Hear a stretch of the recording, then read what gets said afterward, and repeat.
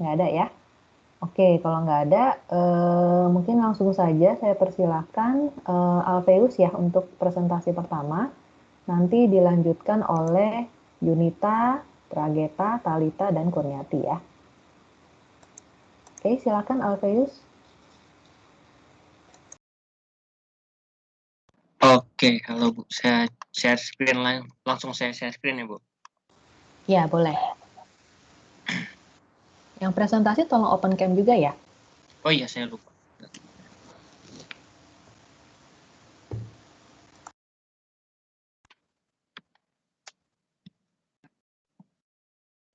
Apa sudah terlihat Bu? Oke, sudah.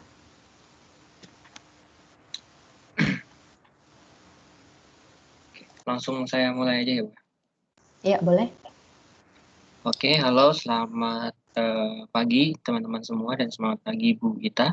Ya, pada kesempatan kali ini saya akan menyampaikan topik penelitian saya di mata kuliah seminar penelitian ini. Sebelumnya perkenalkan, nama saya Alfeus Reynaldo Julianto dengan NIM 2018-50509. Nah, sebelum masuk lebih lanjut lagi, kita bisa ke next slide. Nah, di sini ada daftar isi ya. Jadi teman-teman bisa melihat di sini ada daftar isi, ada bab 1, bab 2, bab 3. Jadi saya akan membahas tentang latar belakang, isu penelitian, tujuan penelitian, manfaat penelitian. Terus habis itu di bab 2 saya akan bahas tentang grand teori, penelitian sebelumnya, model penelitian, hipotesis penelitian. Untuk di bab 3 ini saya akan bahas tentang bentuk penelitian, objek penelitian, kriteria pemilihan sampel, definisi operasional, dan juga pengukuran variabel, serta yang terakhir adalah uji statistik. Oke, saya mulai aja langsung dari bab 1 yang pendahuluan. Nah, untuk pertama kali saya akan membahas tentang yang namanya latar belakang. Nah, jadi saya melihat bahwa perkembangan dunia saat ini, ya, di mana perusahaan itu saling berkompetitif untuk menunjukkan kinerjanya yang baik. Ya, di mana teman-teman bisa lihat sendiri di slide bahwa salah satu alat ukur kinerja untuk perusahaan itu adalah laba, di mana laba itu akan tercermin dalam laporan keuangan yang harus disajikan dengan baik dan benar sesuai dengan standar yang berlaku. Ya, teman-teman juga mungkin sudah ada yang belajari tentang PSAK 1 ya, tentang laporan keuangan gitu. Nah, laba yang mengalami perkembangan dari tahun ke tahun itu bisa dijadikan suatu indikator bahwa suatu perusahaan itu tandanya baik gitu ya. Suatu perusahaan tersebut mampu memanfaatkan sumber dayanya dengan efisien sehingga bisa memperoleh suatu keuntungan. Nah, oleh karena itulah ya akan ada eh, yang namanya manajemen laba. Laba ini rentan dengan yang namanya manajemen laba. Manajemen laba adalah suatu intervensi, ya, suatu kondisi di mana manajemen itu melakukan suatu intervensi, ya, dalam proses pelaporan keuangannya sehingga ya bisa mendapatkan keuntungan pribadi dengan adanya intervensi tersebut. Nah, jadi teman-teman kalau saya membahas tentang isu penelitian ya nih, saya mengambil kasus ya salah satu kasus yang terkenal itu adalah kasus yang teman-teman semua pasti tahu gitu ya. Bahkan akuntan di dunia ini pasti tahu, pasti tahu gitu ya. Yaitu adalah kasusnya Arthur Andersen ya, kasusnya Enron. Di mana saat itu Enron ya eh, dengan para manajernya gitu ya memanipulasi angka dalam laporan keuangannya sehingga pendapatannya si Enron tersebut yaitu agak sedikit dilebih-lebihkan ya oleh si Enron. Terus habis itu juga ada waktu itu ceritanya kalau nggak salah ada Big Six ya. Dulu ada Big Six di mana terdiri dari 4 yang sekarang. Cuman dulu kalau nggak salah Pricewaterhouse ya, dulu PricewaterhouseCoopers atau PwC itu belum gabung jadi satu, belum merger. Jadi ada Pricewaterhouse, ada lagi yang namanya Cooper gitu. Nah, sekarang kan waktu itu sempat merger, jadinya PricewaterhouseCoopers. Nah, setelah merger, jadinya cuma ada sekitar 5 Big Five gitu ya. Nah, Big Five itulah salah satunya ada Arthur Andersen ya. 4 yang sekarang plus salah satunya Arthur Andersen. Nah, tadi berkaitan dengan kasus Enron ya. Jadi si Enron ini juga selain ada manipulasi angka dalam laporan keuangan, dia juga ada gunain metode atau teknik yang namanya itu off balance sheet. Jadi ada utang yang harusnya itu dimasukkan ke dalam laporan keuangan ya. tapi dengan sengaja oleh si Enron ini nggak dimasukkan ke dalam laporan keuangannya. Tentu ini hal yang salah. Terus abis itu KP Arthur Andersen sendiri yang waktu itu termasuk golongan Big Five, ternyata dia juga dinilai tidak independen dalam melakukan auditnya. Ya, oke. Sekarang kita balik ke Indonesia ya, nggak usah jauh-jauh luar negeri, kita langsung ke Indonesia aja. Nah, di Indonesia sendiri terjadi banyak kasus, beberapa kasus manajemen laba, yaitu misalnya ada Kimia Farma dan juga ada Lipo. Kalau Kimia Farma dulu di tahun 2002 ya, dia diduga melakukan penggelembungan laba sebesar lebih dari 30 miliar. Waktu itu kalau nggak salah angkanya 99 miliar ya, dia gelembungin jadi sekitar 132 miliar. Nah, itu kan sekitar 30 miliaran gitu. Nah, kalau Lipo Bank ini sementara ya, dia itu menerbitkan 3 laporan keuangan yang berbeda gitu ya. Ada laporan keuangan yang buat manajemen perusahaannya, ada laporan keuangan buat media massa gitu ya, publik, ada laporan keuangan kepada OJK. Nah, ini mana yang benar? Nah, tentu hal itu membuat saya menetapkan bahwa kasus-kasus inilah yang saya jadikan sebagai isu penelitian saya. Oke, next. Selanjutnya itu ada masalah penelitian. Jadi masalah penelitian sini saya mau mencari tahu apakah ya independen saya itu ya, variabel-variabel saya seperti ukuran perusahaan, financial leverage, umur perusahaan, kualitas audit, return on asset, free cash flow, pertumbuhan penjualan, kepemilikan manajerial, kepemilikan institusional, board of director size itu apakah mempengaruhi manajemen laba.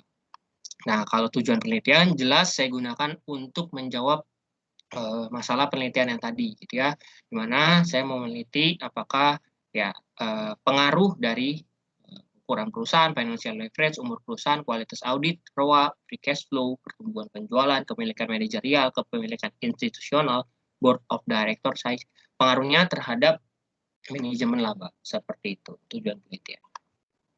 Oke, yang terakhir di bab 1 ada manfaat penelitian. Jadi saya bagi manfaat penelitian ini ke dalam ketiga kelompok. 1, manajemen perusahaan. 2, investor dan calon investor. Ketiga itu adalah kreditur. Nah, untuk manajemen perusahaan ya, diharapkan bahwa manajemen perusahaan ini ya bisa mendalami lagi kebijakan yang telah diterapkannya dalam perusahaan masing-masing. Jadi dengan adanya penelitian ini diharapkan bahwa manajemen perusahaan bisa mengevaluasi kembali kebijakan masing-masing di perusahaan mereka. Di mana tujuan utamanya itu adalah agar mendorong perusahaan meningkatkan kinerjanya, ya, meningkatkan nilai perusahaannya tanpa melakukan yang namanya manajemen laba seperti itu. Nah, yang kedua, investor dan calon investor ya. Jadi di sini saya mau memberikan gambaran kepada investor dan calon investor tentang praktik manajemen laba. Nah, jadi di sini ya kalau nggak salah berapa hari yang lalu ya, Jumat itu kita yang teman-teman sekalian ya semester 6 itu ngambil namanya mata kuliah teori akuntansi. Nah, Jumat itu kita ada UAS ya, UTS ya. Jadi di situ kita juga udah belajar tentang yang namanya naive investor dan juga sophisticated investor gitu ya. Jadi di sini dengan memberikan dengan adanya penelitian ini diharapkan bahwa kita itu teman-teman sekalian itu ya investor-investor itu bisa menjadi yang namanya sophisticated investor, di mana maksudnya itu adalah investornya itu jangan yang langsung percaya gitu aja gitu. Kalau ada perusahaan menerbitkan laporan keuangan dan itu ada labanya, kita disuruh untuk kritis gitu terhadap laba tersebut. Apakah laba ini ada manajemen laba atau enggak gitu ya. Jadi kita disuruh seperti itu. Nah, di mana di sini untuk investor sendiri ya saya harapkan bisa mengawasi lebih lagi tentang perusahaannya ya, bisa mengawasi perusahaannya dan juga untuk calon investornya bisa menjadikan hasil penelitian ini sebagai pertimbangan gitu ya, pertimbangan untuk pada saat melakukan investasi dalam perusahaan tertentu gitu ya. Oke, yang ketiga ada untuk kreditur. Yang kreditur ini adalah untuk membantu kreditur memastikan keandalan dari informasi keuangan perusahaan sebagai pertimbangan untuk keputusan dalam pemberian pinjaman. Seperti itu. Jadi untuk memberikan pinjaman, penting bagi kreditur untuk mengetahui tentang keandalan dari informasi keuangan perusahaan. Oke. Nah, itu tadi udah bab satunya ya, udah selesai kita bahas. Nah, sekarang kita masuk ke bab 2 di sini ada metode penelitian. Nah, untuk yang metode penelitian ini saya ambil untuk kerangka teoritis ya. Di mana teman-teman yang ambil manajemen laba gitu ya, topiknya manajemen laba pasti menggunakan teori keagenan. Teori keagenan. Di mana teori keagenan di sini saya membahas 3 hal penting saja yang menurut saya ini sudah mewakilkan teori keagenan itu sendiri. Di mana ada hubungan keagenan, masalah keagenan, dan asimetri informasi. Nah, jadi hubungan keagenan di sini kita berbicara tentang hubungan kontrak ya antara pemilik perusahaan dengan pemegang saham. Sorry, pemilik perusahaan atau pemegang saham sebagai prinsipal dengan pihak manajemen ya atau agen gitu ya, pengelola perusahaan. Nah, yang melibatkan jadi ya di sini kita bicara tentang si pemilik perusahaan akan mendelegasikan ya atau memberikan suatu wewenang tertentu terhadap agen atau pengelola perusahaannya gitu ya atau manajemen perusahaannya termasuk dalam pengambilan keputusan. Jadi diberikan wewenang atau mendelegasikan wewenang. Oke, selanjutnya itu, nah adanya hubungan keagenan ini bisa menyebabkan yang namanya masalah keagenan atau konflik gitu ya, di mana masalah keagenan ini adalah konflik antara pemilik perusahaan atau pemegang sahamnya yang prinsipal terhadap pengelola atau manajemen perusahaannya. Nah, bicara masalah keagenan nih, bicara tentang masalah keagenan, kita bakalan ketemu juga yang namanya agensi cost, di mana agensi cost itu adalah biaya tertentu yang dikeluarkan oleh perusahaan untuk membatasi masalah keagenan ini. Nah, juga kalau bicara tentang masalah keagenan ini, ada agensi cost ya. Agensi cost itu ya yang tadi saya sebutkan tentang membatasi adanya masalah. Agensi cost ini sendiri terdiri dari 3 hal, yaitu bisa monitoring cost, bisa bonding cost, dan juga bisa residual cost. Saya bahas simpelnya aja ya. Jadi monitoring cost ini bicara tentang biaya yang timbul untuk mengawasi agen atau manajemennya. Kalau bonding cost itu adalah biaya yang untuk memenuhi suatu mekanisme. Jadi contohnya itu misalnya agen itu atau pengelola perusahaan atau manajemen itu diwajibkan untuk menyiapkan laporan akuntansi secara berkala. Itu adalah contoh dari bonding cost. Nah, untuk residual loss itu yang terakhir adalah suatu biaya kerugian yang timbul karena akibat perbedaan keputusan antara agen dan juga prinsipal. Nah, selain itu juga teori keagenan ini erat hubungannya dengan yang namanya asimetri informasi. Nah, di mana asimetri informasi itu adalah suatu kesenjangan atau ketidakseimbangan antara informasi yang diperoleh ya pemilik perusahaan dengan yang namanya informasi yang disampaikan oleh pihak pengelolanya, di mana informasi yang disampaikan itu kadang nggak sesuai gitu ya dengan kondisi perusahaan yang sesungguhnya. Nah, untuk asimetri informasi sendiri ini terdiri dari 2 hal, yaitu ada adverse selection dan juga ada moral hazard. Saya jelaskan secara singkat saja ya. Jadi adverse selection itu adalah agen punya lebih banyak informasi dibandingkan dengan pemilik perusahaan. Itu kalau adverse selection. Kalau moral hazard, kita berbicara tentang ada kegiatan agen ya atau pengelola perusahaan gitu ya yang tidak diketahui oleh pihak perusahaan. Jadi ada kegiatan yang tersembunyi gitu ya oleh agen seperti itu. Oke, lanjut langsung. Nah, sekarang saya mau bahas tentang penelitian-penelitian sebelumnya. Nah, di sini ada ya, Bu. Ya, saya cut dulu sebentar ya, Alveus ya. Untuk tadi bab 2, kayaknya judul slide bab 2-nya bukan metode penelitian kali. Harusnya apa? Kerangka teoritis ya? Oh iya, Bu. Salah. Nah, ya tadi kan udah bahas, berarti yang teori yang kamu pakai cuma satu, agency teori. Ya. Betul. Nah, lalu untuk penelitian sebelumnya, sebelum kamu bahas per variabel, harusnya ada perbedaan dengan jurnal utama dulu.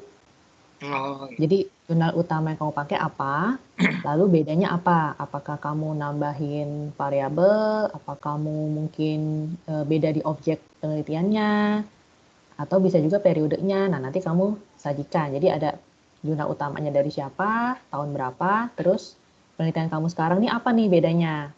Ya, sebelum kamu jelasin dari beberapa variabel independen nih dari yang diteliti sama beberapa orang sebelumnya.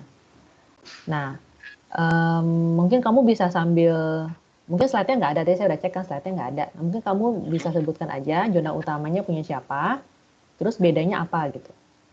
Oke, untuk Ingat nggak jurnal jurnal utama. Oke, untuk jurnal utamanya itu saya sebelumnya itu saya ambil punyanya Yazar ya, punyanya Yazar. Nah, sekarang saya sempat ada berubah, saya sekarang ngambil jurnal utamanya Basyoni ya, Basyoni. Apa perlu saya lampirin Bu untuk jurnal-jurnalnya? Nggak usah, sebutin aja dari Basyoni, terus bedanya. Jadi Basyoni itu saya ngambil ada 4 variabel utama, yaitu ada ukuran perusahaan, ada financial leverage, ada yang umur perusahaan ini, sama ada yang kualitas audit. Itu yang dari Basyoni saya ambil 4. Lalu saya kembangkan lagi dari jurnalnya Bu Friska ya, Bu Friska yang 2019 ya. Itu ada yang untuk return on asset ya, ROA, terus habis itu ada free cash flow, ada pertumbuhan penjualan, ada kepemilikan manajerial, ada kepemilikan institusional. Nah, untuk yang board of director saya ambil dari jurnalnya pendukungnya itu jurnal Yazar, yang Yazar itu. Oke, ya jadi jurnal utama dari Basyoni ya, dan tambahannya dari jurnalnya Bu Friska. Nah, untuk yang penelitian sebelumnya mungkin Alveus bisa pilih satu variabel yang mau dijelaskan. Kaitannya Oh, apa nih terhadap si manajemen laba? Kalau positif gimana, negatif gimana? Salah satu aja variabelnya. ya, ukuran perusahaan, mungkin ukuran perusahaan kali ya, Bu. Boleh. Oke. Nah, jadi teman-teman bisa lihat sendiri di sini ada ukuran perusahaan variabelnya ya. Jadi ada positif, negatif, tidak berpengaruh. Sebelumnya saya jelaskan dulu tentang ukuran perusahaan, di mana ukuran perusahaan itu adalah suatu tolak ukur yang dapat mencerminkan besar kecilnya tingkat penjualan dan internal kontrol suatu perusahaan ya. Jadi ukuran perusahaan ini juga bisa dibagi menjadi dikelompokkan ke dalam beberapa jenis ya. Ada perusahaan kecil, menengah, dan juga besar. Nah, untuk yang positifnya sendiri, teman-teman bisa lihat ada 6 jurnal pendukung ya penelitian sebelumnya ya. Dan yang positif itu tandanya adalah bahwa ketika makin besar ukuran perusahaan, otomatis maka manajemen laba akan semakin meningkat. Gitu yang positif ya. Alasannya karena perusahaan yang besar itu memiliki laporan keuangan serta berbagai aktivitas yang lebih kompleks sehingga akan sulit untuk mendeteksi yang namanya manajemen laba.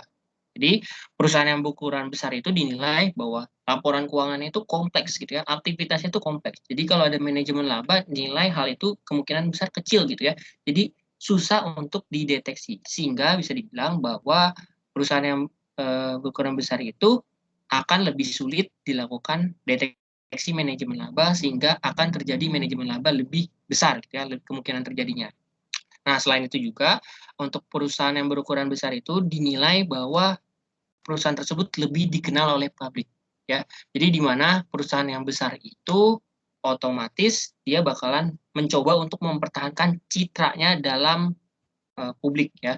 Sehingga ya dinilai bagus oleh publik dengan cara apa ya? Dengan cara melakukan manajemen laba. Jadi ketika perusahaannya lebih besar untuk mempertahankan citranya, praktik manajemen laba pun akan semakin sering terjadi gitu ya.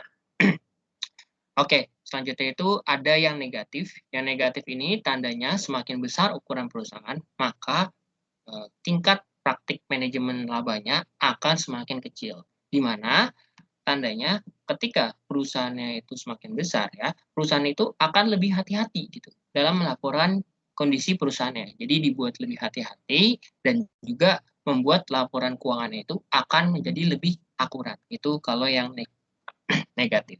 Oke, yang selanjutnya itu ada tidak berpengaruh. Tidak berpengaruh ini penelitiannya beranggapan bahwa ukuran perusahaan itu nggak akan mempengaruhi yang namanya manajemen laba, gitu ya. Di mana baik perusahaan yang besar sama kecil itu sama-sama memiliki peluang untuk melakukan yang namanya manajemen laba, seperti itu. Oke, Oke, langsung. boleh langsung ke model penelitian ya, model dan hipotesis.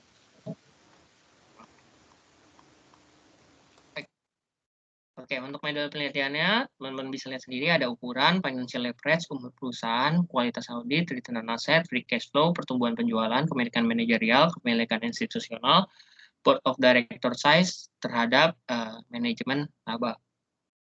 Untuk hipotesisnya, jadi ada HA1 sampai dengan 10, ada ukuran perusahaan, financial leverage, umur, kualitas audit, ROA, free cash flow, pertumbuhan penjualan, kepemilikan manajerial, kepemilikan institusional, board of director itu memiliki pengaruh terhadap manajemen laba seperti itu. Oke. Oke, bab 3-nya mungkin yang ini aja, yang kriteria pengambilan sampel sama rumus-rumusnya. Oke, untuk bentuk penelitiannya nggak usah ya Bu ya? Bentuk penelitian nggak usah. Oke, langsung aja untuk objek penelitian ya. Berarti saya di sini menggunakan perusahaan non keuangan yang terdaftar di Bursa Efek Indonesia, di mana saya mengambil kriteria purposive sampling ya, di mana saya mengambil kriteria yang pertama itu adalah perusahaan non keuangan yang terdaftar di Bursa Efek Indonesia ya untuk periode 2017 sampai 2020.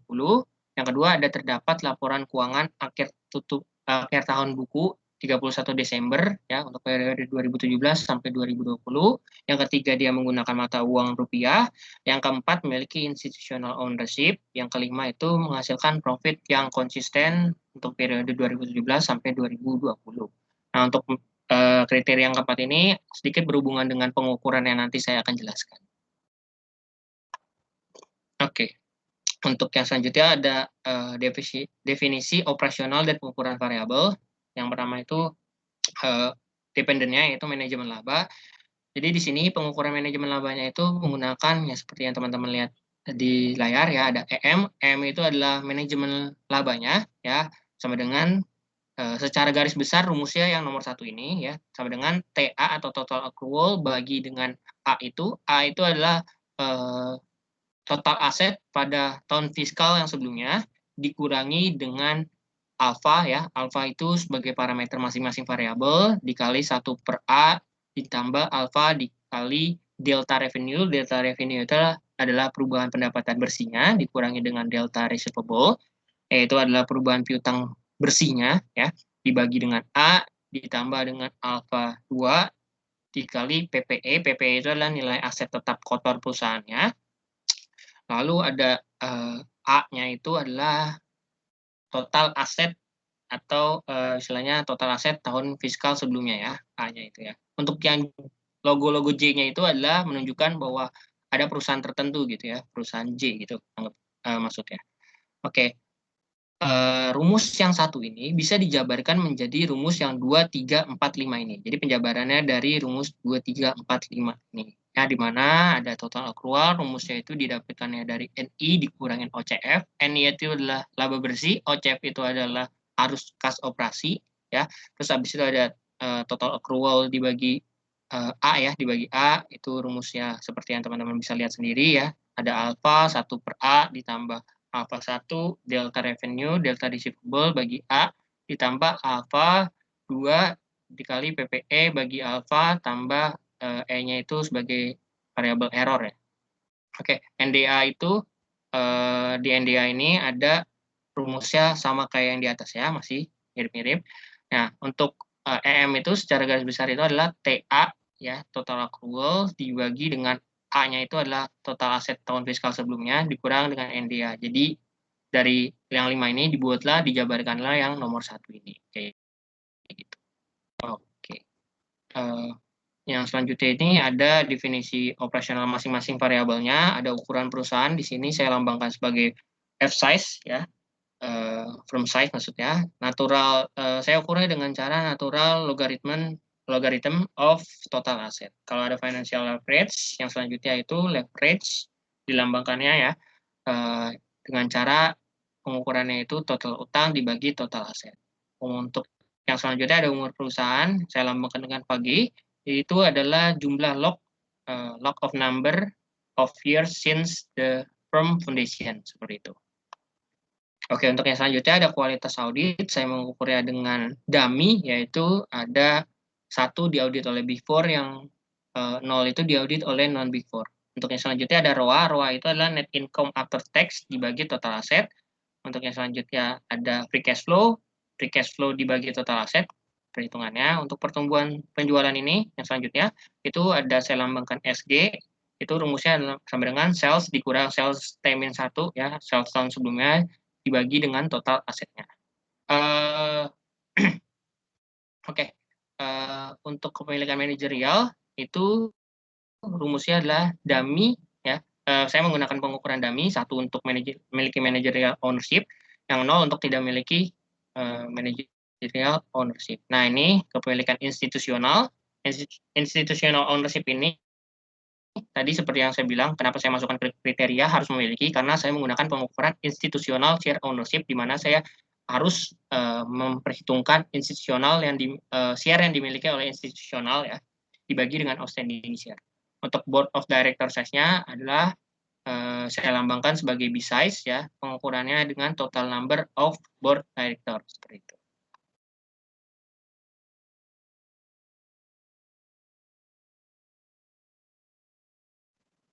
Nah, untuk halo. Oke, saya jelaskan saja sedikit tentang uji kualitas data. Perlu nggak Bu uji statistik? Nggak usah, kayaknya udah bisa ditutup deh. Oke, sekian presentasi yang saya sampaikan tentang penelitian saya. Oke, kurang lebihnya mohon maaf. Terima kasih yang telah mendengarkan sampai akhir. Apakah ada pertanyaan? Oke, kita berikan aplaus dulu ya untuk Alfeus. Alfeus, thank you untuk presentasinya. Mungkin mau minta tolong nanti Alfeus untuk cek lagi rumus yang sales growth ya. Rata-rata biasanya itu rumus sales growth kan sales tahun ini dikurang sales tahun lalu dibagi sama sales tahun lalu biasanya. Tapi kalau misalnya di jurnal acuan Alfeus memang rumusnya seperti ini berarti ya nggak apa-apa. Nanti kan biasa di bab 3 Alfeus cantumin kan sumber jurnalnya dari mana ya. Ya kalau misalnya jurnal acuannya memang tertulis seperti ini ya udah nggak masalah. Tapi biasanya sih yang saya temukan itu dibagi sama total sales tahun lalu. Ya tapi nanti Alfeus cek aja. Kalau mau ngikutin jurnalnya seperti itu ya udah nggak apa-apa. Tapi kalau misalnya mau diganti nanti masih bisa diganti untuk proposal di UAS. Gitu ya. Oke, mungkin 2 orang bertanya dulu ya. Saya batasin dulu 2 orang, kalau ada yang ingin bertanya atau kasih masukan bisa raise hand. Nanti dipilih sama Alfeus.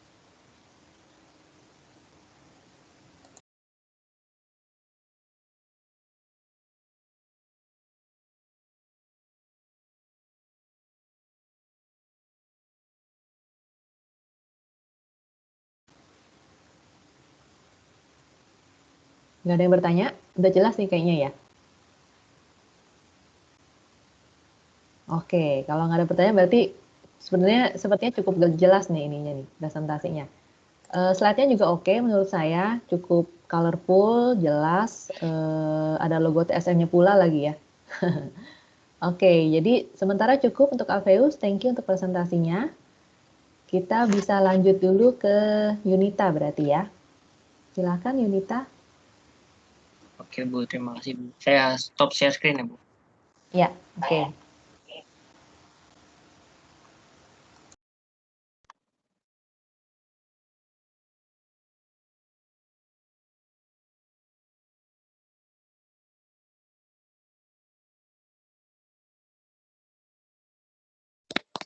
Tunggu sebentar ya Bu, saya lagi share screen, lagi loading. Oke.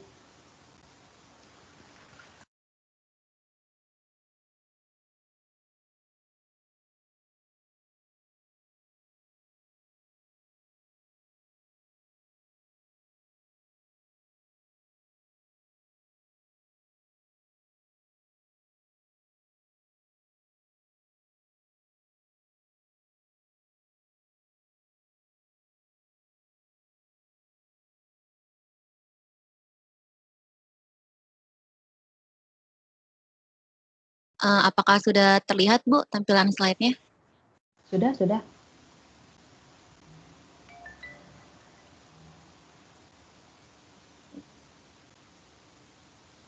Selamat pagi Ibu Ita dan teman-teman semua. Saya Yunita Pang dengan NIM 2018-50566 akan mempresentasikan topik mengenai earnings management dengan judul faktor-faktor yang mempengaruhi earnings management pada perusahaan di Bursa Efek Indonesia. Latar belakang penelitian ini adalah earnings management memiliki hubungan terhadap laporan keuangan suatu perusahaan yang dimana laporan keuangan merupakan sarana yang digunakan untuk menggambarkan kinerja suatu perusahaan. Dan manajemen laba merupakan campur tangan manajemen dalam proses pelaporan keuangan eksternal dengan tujuan untuk menguntungkan dirinya sendiri. Dan kasus yang berkaitan dengan manajemen laba pada laporan keuangan adalah adanya manipulasi laba yang dilakukan oleh perusahaan untuk mendapatkan pengakuan publik yang palsu dan menipu pemangku kepentingannya.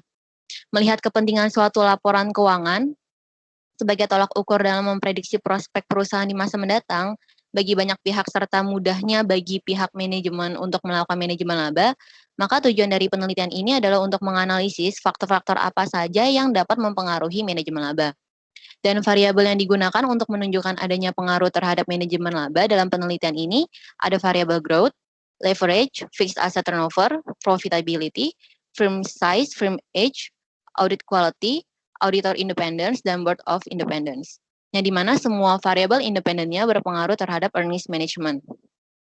Dan pada jurnal utama yang saya gunakan untuk penelitian ini adalah Alexander dan Henke tahun 2017.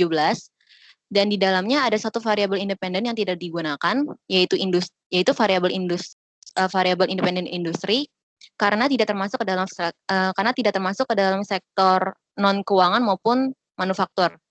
Dan terdapat jurnal tambahan dari penelitian Arifin dan Destriana tahun 2016, yang dimana saya mengambil variabel independennya, yaitu Board of Independence. Dan alasan saya mengambil tema penelitian tentang manajemen laba ini, karena manajemen laba ini berhubungan dengan laporan keuangan perusahaan, di mana laporan keuangan ini sangat penting dalam pengambilan keputusan investor. Oleh karena itu, saya ingin mengetahui lebih dalam lagi terkait faktor-faktor yang dapat mempengaruhi suatu perusahaan dalam melakukan tindakan manajemen laba. Rumusan dan tujuan penelitian.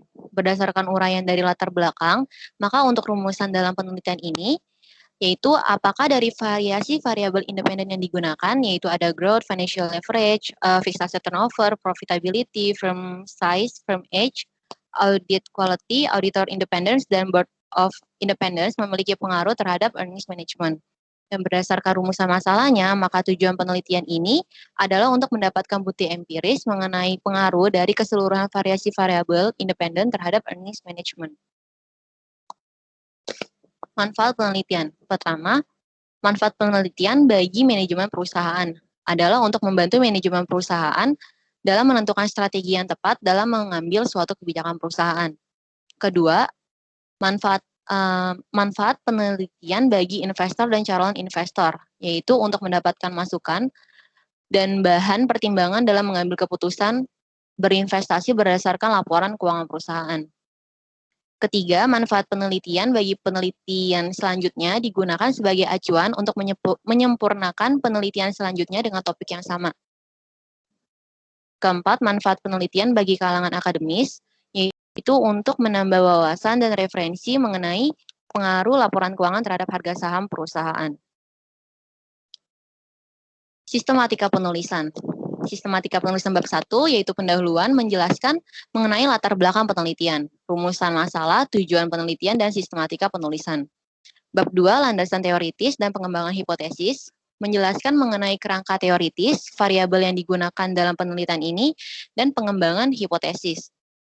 Bab 3, metode penelitian, menjelaskan variabel penelitian, definisi operasional, objek penelitian, pengukuran variabel, teknik pengumpulan data, dan metode analisis data. Bab 4, analisis data dan pembahasan. Membahas gambaran umum sampel penelitian, statistik deskriptif variabel, hasil uji kualitas data, pengujian hipotesis, serta pembahasannya. Bab 5, penutup, berisi kesimpulan dan hasil analisis dan uji hipotesis, yang merupakan jawaban atas pokok permasalahan dalam permasalahan ini. Landasan teoritis dan pengembangan hipotesis. Yang pertama, agency teori. Menurut Jensen and Menkling tahun 1976, agency teori diakibatkan oleh suatu kontrak di mana satu atau lebih orang atau prinsipal memerintah orang lain atau agen untuk melakukan suatu jasa atas nama prinsipal, untuk membuat keputusan yang terbaik bagi si prinsipal tersebut, sehingga pemilik mengharapkan return yang tinggi dari investasi yang mereka tanamkan pada perusahaan, sedangkan manajemen mengharapkan kompensasi yang tinggi dan dipenuhinya kebutuhan psikologis mereka. Hal ini menyebabkan timbulnya konflik antara manajemen dengan pemilik karena masing-masing akan memenuhi kepentingannya sendiri. Kemudian, Oke, mungkin bisa langsung ke penelitian sebelumnya kali ya. oke, Yunita baik, boleh pilih satu variabel yang mau dijelaskan kaitannya sama manajemen laba. baik Bu. Satu variabel. Saya ambil variabel profitability ya Bu. Oke, Oke. Untuk berikutnya, hasil penelitian dari para penelitian sebelumnya. Untuk variabel independent profitability, menurut penelitian dari Arifin dan Destriana tahun 2016, mendapatkan hasil bahwa profitability memiliki pengaruh yang positif terhadap manajemen laba. Hal ini menunjukkan bahwa semakin tinggi suatu profitability perusahaan, maka semakin tinggi pula dilakukannya praktik manajemen laba. Sedangkan pada penelitian Almalita tahun 2016 mendapatkan hasil bahwa profitabilitas tidak berpengaruh terhadap manajemen laba. Hal ini berarti profitabilitas yang dihasilkan dalam jumlah yang besar maupun kecil tidak akan mempengaruhi manajemen laba.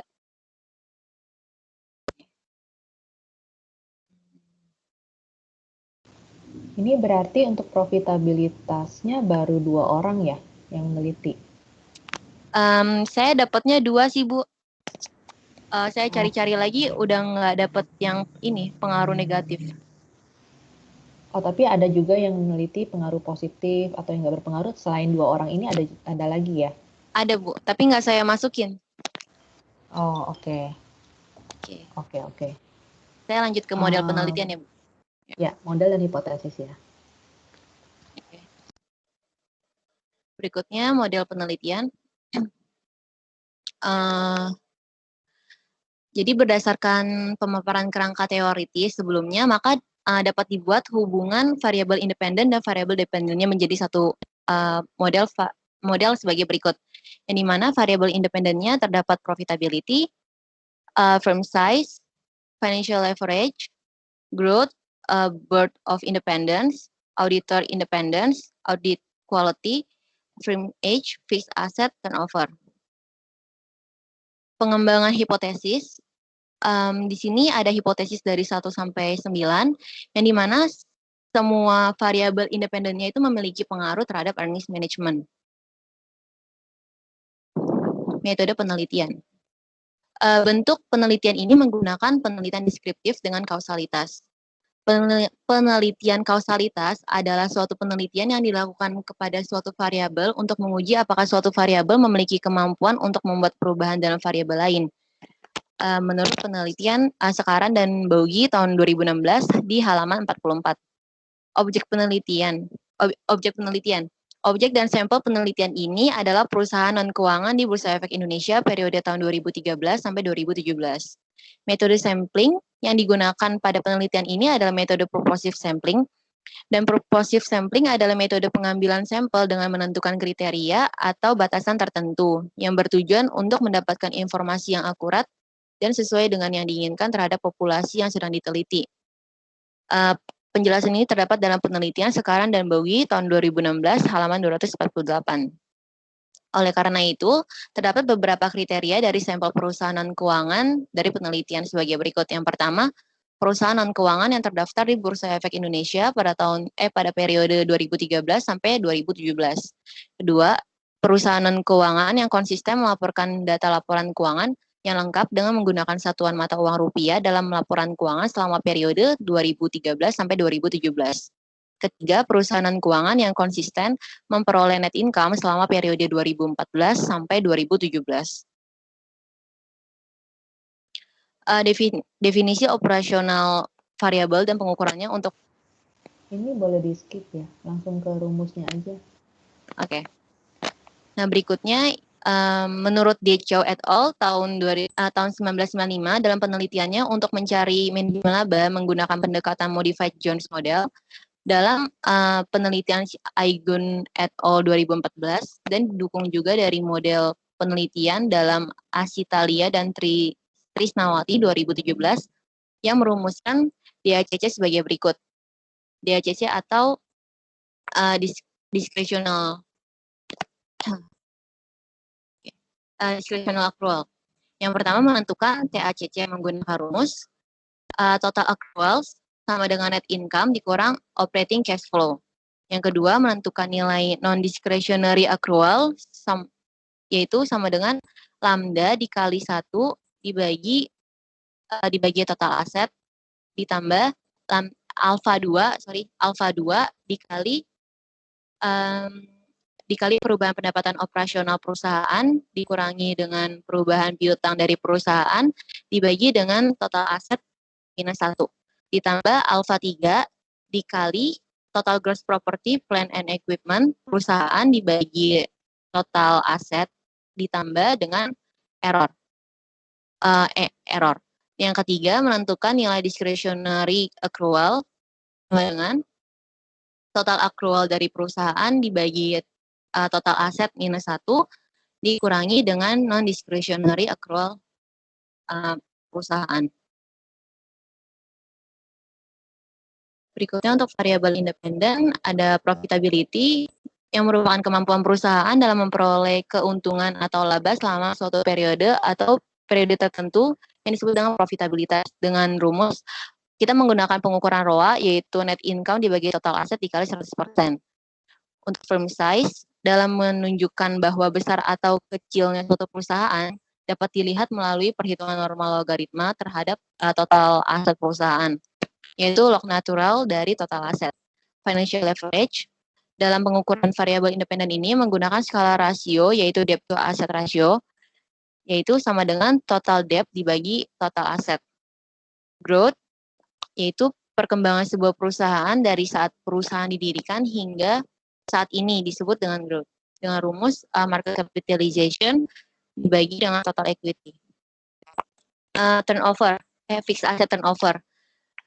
Berguna untuk mengevaluasi kemampuan perusahaan menggunakan aktifannya secara efektif untuk meningkatkan pendapatan, yang dimana disingkat FATO sama dengan sales dibagi dengan average fixed asset. Firm age, yaitu perusahaan yang memiliki eksistensi lebih lama akan berusaha untuk menghindari reputasi yang buruk oleh publik, yang dimana perumusannya tahun berjalan dikurang dengan tahun terbentuknya perusahaan. Kemudian audit quality yang diukur menggunakan variabel dummy dengan menggunakan skala nominal. Angka 1 menyatakan perusahaan yang diaudit oleh Big Four Company. Angka 0 menyatakan perusahaan yang diaudit oleh non-Big Four Company. Berikutnya auditor independence. Dan di variabel ini diukur menggunakan variabel dummy dengan skala nominal. Yaitu angka 0 digunakan untuk perusahaan yang mengganti auditor yang dipekerjakan kurang dari 3 tahun. Angka 1 digunakan untuk mewakili perusahaan yang menggunakan auditor yang sama dalam waktu 3 tahun.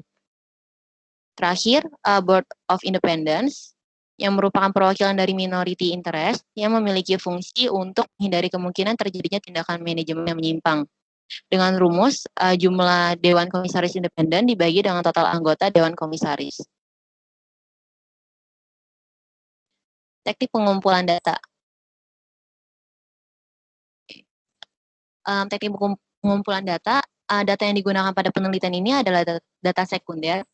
Populasi dari soal ini adalah perusahaan non-keuangan yang berasal dari situs www.idx.co.id. Dan metode analisis data yang digunakan yang pertama ada statistik deskriptif, uji kualitas data, uji asumsi klasik, dan uji hipotesis. Oke, mungkin cukup sampai di sini ya, Yunita ya? Oh iya, baik Bu. Boleh ditutup dulu.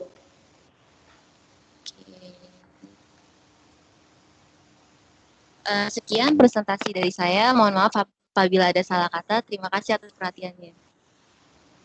Oke, teman-teman, ada yang mau bertanya? Atau ada masukan?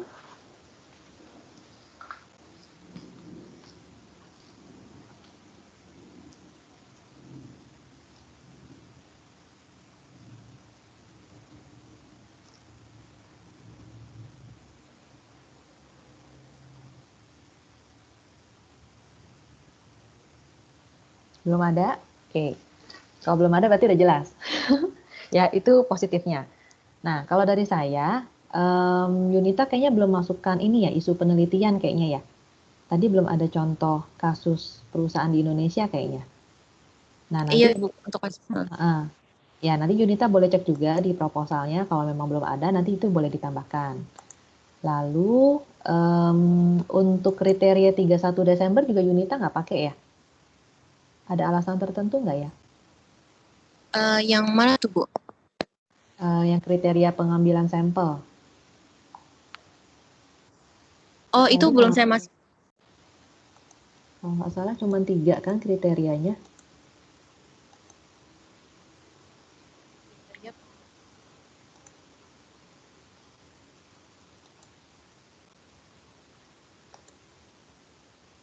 Sampel yang saya pakai ya, Bu. Di slide 22 ya. Mm. Kriterianya kan yang pertama terdaftar di BI konsisten. Terus yang kedua yang pakai satuan mata uang rupiah. Nah yang ketiga konsisten memperoleh laba.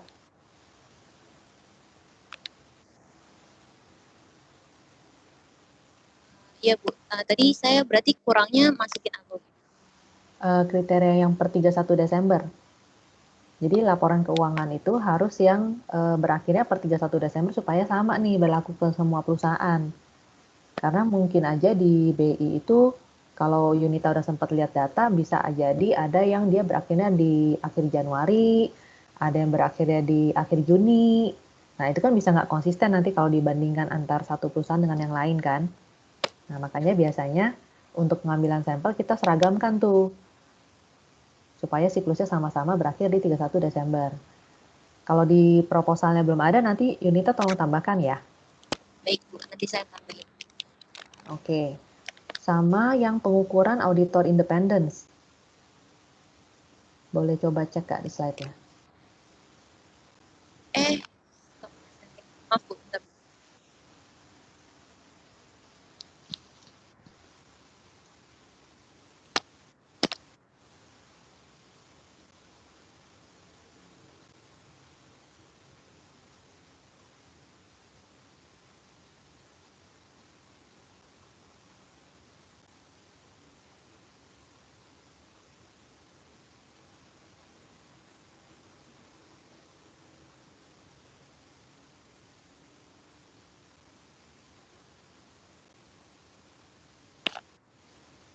Yang auditor independence ya, Bu?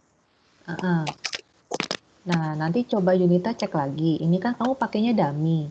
Di Iya. sini 0 itu kalau perusahaan yang mengganti auditor kurang dari 3 tahun. Jadi kalau misalnya auditornya ganti-ganti, dikasihnya 0.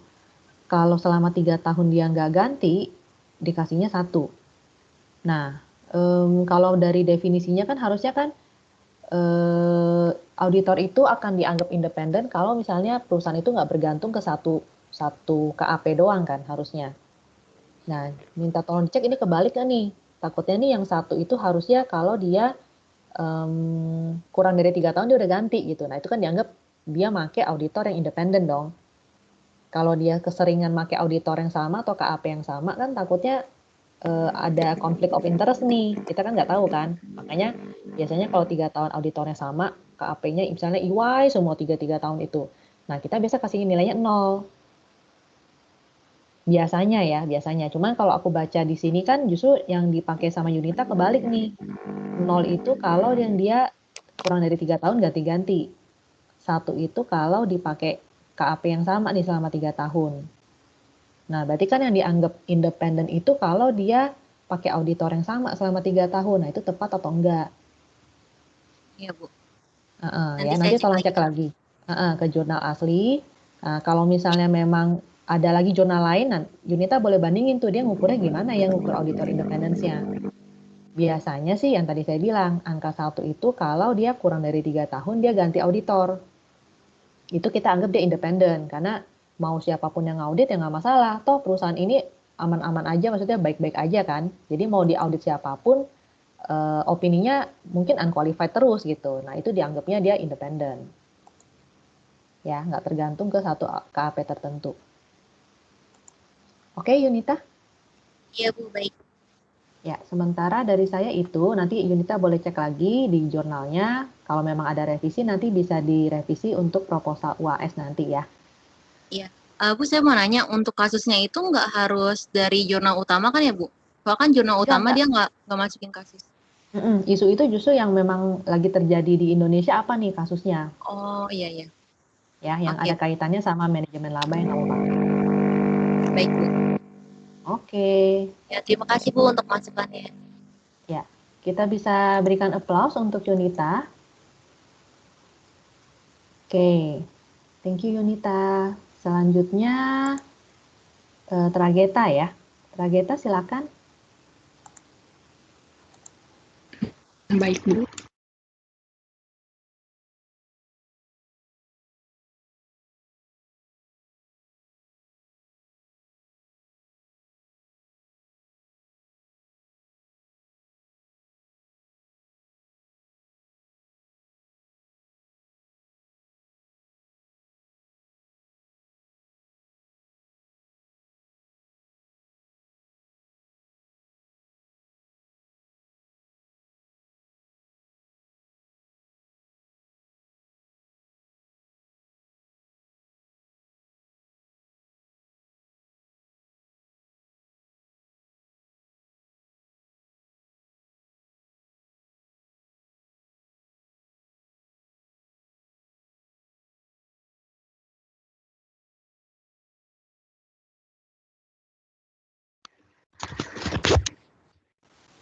Oke, udah muncul slide-nya. Selamat siang, Bu Ita dan teman-teman. Saya, Trageta Lusmana, ingin mempresentasikan proposal saya yang berjudul Pengaruh Rasio Keuangan terhadap Nilai Perusahaan Non-Keuangan di Indonesia. Bab pertama ada pendahuluan. Latar belakang penelitian ini adalah yang ingin melakukan ekspansi pasti akan memperoleh pendanaan eksternal. Karena saat ekspansi itu perusahaan akan menggunakan dana yang sangat amat besar. Salah satunya itu bisa perusahaan dapatkan dari pasar modal. Perusahaan bisa mendapatkan dana di pasar modal melalui. Jadi setelah perusahaan IPO, perusahaan akan mendapatkan pendanaan dan akan memberikan investor bagian dari perusahaannya sebagai ganti dari pendanaan yang diberikan. Selain dari mendapatkan pendanaan, perusahaan itu bisa mendapatkan manfaat berupa meningkatkan nilai perusahaan. Karena perusahaan terbuka akan terus membagikan laporan keuangannya per tahun dan jadi investor itu kan bisa melihat perkembangan mereka setiap tahunnya, kinerja mereka. Kalau misalnya kinerjanya baik, maka harga sahamnya pun naik. Harga saham itu terkait erat dengan nilai perusahaan. Jadi kalau misalnya harga sahamnya naik, nilai perusahaannya juga naik. Contohnya itu, contoh kasusnya ada penyelundupan Harley Davidson pada Desember 2019 di PT Garuda Indonesia. Setelah kasus ini terjadi, harga saham perusahaan Garuda itu mengalami penurunan. Yang awalnya Rp540 per lembar di tanggal 2 Desember menjadi Rp484 per lembar di tanggal 6 Desember 2019. Penurunan harga saham ini juga berpengaruh terhadap penurunan nilai saham. Perbedaan penelitian ini dengan penelitian terdahulu ada di 3 aspek. Yang pertama ada di variabel independennya, yang kedua ada di objek penelitiannya, yang ketiga ada di periode penelitian. Di sini variabel independennya saya tambahkan 3 variabel tambahan dan objek penelitiannya juga diganti menjadi perusahaan non-keuangan yang terdaftar di Bursa Efek Indonesia. Dan periode penelitiannya di tahun 2016 sampai 2020. Selanjutnya ada masalah penelitian di penelitian ini. Yang pertama, apakah profitabilitas berpengaruh terhadap nilai perusahaan? Yang kedua, apakah leverage berpengaruh terhadap nilai perusahaan? Yang ketiga, apakah likuiditas berpengaruh terhadap nilai perusahaan? Yang keempat, apakah ukuran perusahaan berpengaruh terhadap nilai perusahaan. Yang kelima, apakah kebijakan dividen berpengaruh terhadap nilai perusahaan. Yang keenam, apakah pertumbuhan perusahaan berpengaruh terhadap nilai perusahaan. Yang ketujuh, aktivitas berpengaruh terhadap nilai perusahaan. Yang kedelapan, apakah umur perusahaan berpengaruh terhadap nilai perusahaan. Tujuan dari adanya penelitian ini untuk menguji secara empiris pengaruh antara variabel independen terhadap variabel dependen. Di mana variabel independen di penelitian ini adalah profitabilitas, leverage, likuiditas, ukuran perusahaan, kebijakan dividen, pertumbuhan perusahaan, aktivitas, dan juga umur perusahaan berpengaruh terhadap nilai perusahaan sebagai variabel dependen. Manfaat dilakukannya penelitian ini, yang pertama, bagi akademisi, dengan penelitian ini diharapkan akademisi atau siapapun yang membaca penelitian ini bisa mendapatkan wawasan tambahan. Dan juga diharapkan penelitian ini bisa menjadi acuan bagi peneliti lain. Yang kedua, bagi perusahaan, di mana diharapkan penelitian ini bisa menambah wawasan dalam proses pengambilan keputusan yang dilakukan oleh para pengambil keputusan. Yang ketiga, bagi investor, diharapkan investor yang melihat penelitian ini bisa menjadi rujukan dalam membuat keputusan investasi mereka. Selanjutnya, di bab 2 dibahas kerangka teoritis dan pengembangan hipotesis. Teori yang dipakai di sini ada signaling teori. Signaling teori itu maksudnya apa? Sinyal itu merupakan petunjuk yang diberikan oleh pihak internal atau manajemen kepada pihak eksternal atau investor mengenai prospek perusahaan ke depannya. Contohnya itu ketika perusahaan menerbitkan laporan keuangan. Kalau enggak, contohnya lagi kayak perusahaan membagikan dividen. Itu juga termaksud dari sinyal yang diberikan oleh perusahaan. Jadi, kenapa sih perusahaan itu melakukan sinyal kepada memberikan sinyal kepada pihak eksternal atau investor? Itu tujuannya untuk mengecilkan adanya asimetri informasi antara manajemen dengan investor. Asimetri informasi ini merupakan kesenjangan informasi yang dimiliki oleh manajemen dan juga investor.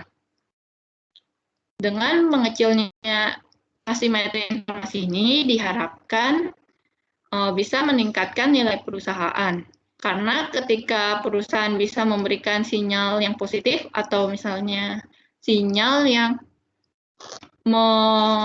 membuat bagus perusahaan atau menggambarkan prospek baik perusahaan ke depannya, maka akan meningkatkan nilai harga saham dan akan menaikkan nilai perusahaan.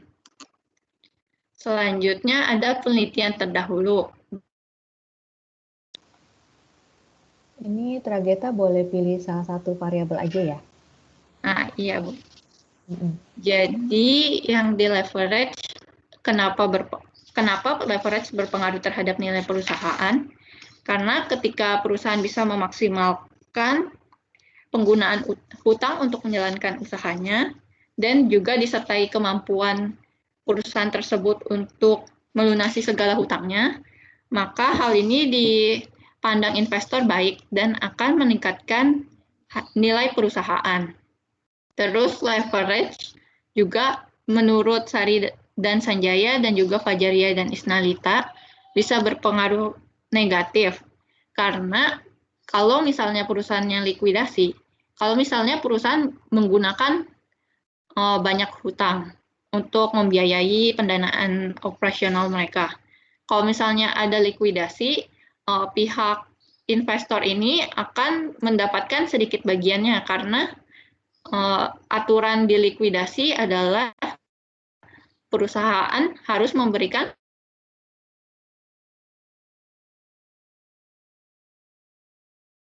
pada pihak supplier terlebih dahulu. Dan menurut Ponziani dan Aziza, serta Husna dan Satria, dan Henry dan Fatoni tidak berpengaruh. Karena walaupun misalnya leverage-nya tinggi, tapi perusahaannya dapat membayar semua kewajibannya tersebut, itu juga merupakan hal baik. Terus, kalau misalnya perusahaan juga nggak pakai leverage-nya yang banyak, itu kan kalau misalnya perusahaannya juga bisa cover pakai modal sendiri, itu juga baik.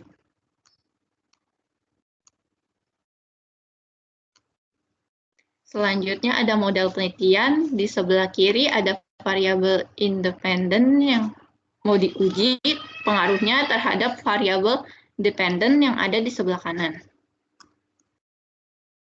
Selanjutnya ada pengembangan hipotesis. HA1 merupakan profitabilitas mempunyai pengaruh terhadap nilai perusahaan. HA2 leverage mempunyai pengaruh terhadap nilai perusahaan. HA3 likuiditas mempunyai pengaruh terhadap nilai perusahaan. HA4 ukuran perusahaan mempunyai pengaruh terhadap nilai perusahaan. HA5 kebijakan dividen mempunyai pengaruh terhadap nilai perusahaan.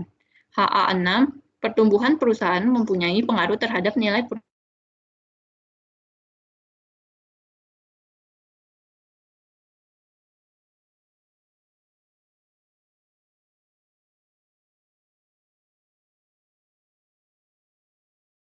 Bab 3, metode penelitian. Bentuk penelitian ini adalah penelitian kausalitas yang menggunakan data kuantitatif ataupun data yang berupa angka. Penelitian kausalitas ini merupakan penelitian yang digunakan oleh para peneliti untuk menguji apakah terdapat hubungan sebab akibat antar variabel yang menyebabkan variabel independen dapat mempengaruhi variabel dependen. Objek penelitian ini dibagi menjadi 2 garis besar. Yang pertama ada populasi. Populasi dari penelitian ini ada seluruh perusahaan non-keuangan yang terdaftar di Bursa Efek Indonesia selama periode pengamatan, yaitu tahun 2016 sampai dengan tahun 2020. Dari populasi ini dipilih beberapa sampel yang bisa merepresentasikan populasi tersebut dengan menggunakan purposive sampling. Sampel tersebut diambil berdasarkan kriteria tertentu. Kriteria yang pertama, perusahaan non-keuangan yang secara konsisten terdaftar di BEI selama tahun 2016 sampai 2020. Yang kedua, perusahaan non-keuangan yang secara konsisten menggunakan 31 Desember sebagai periode akhir pelaporan selama tahun 2016 sampai 2020. Yang ketiga, perusahaan non-keuangan yang secara konsisten menyajikan laporan keuangannya menggunakan mata uang rupiah selama tahun 2016 sampai 2020. Yang keempat, perusahaan non-keuangan yang secara konsisten memperoleh laba selama tahun 2016 sampai 2020. Yang kelima, perusahaan non-keuangan yang secara konsisten membagikan dividen selama tahun 2016 sampai 2020. Selanjutnya masuk ke definisi operasional bagian dependen terlebih dahulu. Definisi nilai perusahaan merupakan harga dari suatu perusahaan apabila dijual yang dianggap paling layak oleh calon investor. Nilai perusahaan ini diukur menggunakan PBV, yaitu rumusnya stock market price dibagi book value per stock. Selanjutnya masuk ke definisi operasional yang bagian variabel independen. Variabel independen pertama, yaitu profitabilitas, merupakan kemampuan perusahaan dalam menghasilkan laba yang diukur menggunakan ROA. Selanjutnya ada leverage, yang merupakan kemampuan perusahaan dalam memenuhi kewajiban jangka pendek maupun jangka panjang perusahaan pada periode waktu tertentu yang diukur menggunakan DAR. Selanjutnya ada likuiditas, yang merupakan kemampuan perusahaan dalam menghasilkan uang untuk memenuhi kewajiban jangka pendeknya, yang diukur menggunakan current ratio. Selanjutnya, variabel independen yang keempat ada ukuran perusahaan, yaitu ukuran yang menggambarkan besarnya perusahaan yang dapat dilihat dari total asetnya, yang diukur menggunakan logaritma natural dari total aset. Selanjutnya ada kebijakan dividen, yaitu besarnya proporsi laba bersih perusahaan pada suatu periode yang dialokasikan kepada para pemegang saham melalui dividen, yang diukur menggunakan DPR. Selanjutnya ada pertumbuhan perusahaan, yang merupakan ukuran untuk perkembangan atau pertumbuhan perusahaan selama periode tertentu, yang diukur menggunakan presentase perubahan total aset dari tahun T dan tahun sebelumnya. Selanjutnya ada variabel independen aktivitas, yaitu gambaran yang mencerminkan efektivitas perusahaan dalam menggunakan aset perusahaan, yang diukur menggunakan total aset turnover. Variabel independen yang ke-8 ada umur perusahaan, yaitu representasi dari lamanya suatu perusahaan dapat bersaing dan tetap berdiri, yang diukur menggunakan dari tanggal penelitian dilakukan dikurang sama kapan perusahaan itu IPO. Selanjutnya ada metode analisis data. Yang pertama ada statistik deskriptif. Statistik deskriptif ini biasanya terdiri dari mean, standar deviasi, varian, nilai maksimum, nilai minimum, sum, range, kurtosis, dan skewness. Fungsinya itu agar datanya itu lebih mudah dipahami. Terus selanjutnya ada uji normalitas data residual. Itu fungsinya untuk menguji apakah residual atau error dalam penelitian terdistribusi normal.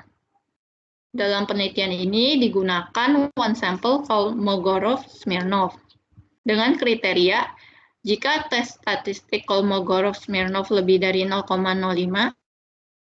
maka data residual berdistribusi tidak normal. Selanjutnya ada uji outlier. Outlier ini sendiri merupakan data yang sangat amat berbeda dengan data lainnya yang ada di penelitian ini. Untuk kriterianya ada 2. Untuk sampel kecil atau sampel kurang dari 80, maka Z-score dengan nilai lebih besar sama dengan 2,5 dinyatakan sebagai outlier. Tapi untuk sampel besar atau sampel yang lebih besar dari 80, maka Z-score dengan kisaran nilai 3-4 dinyatakan sebagai outlier. Selanjutnya, Rageta mungkin boleh di-close dulu.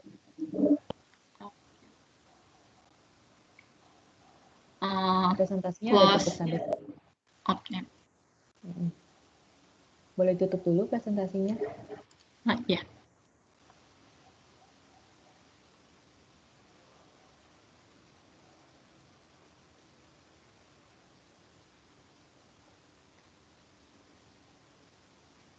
Dikasih kata penutup, Rageta?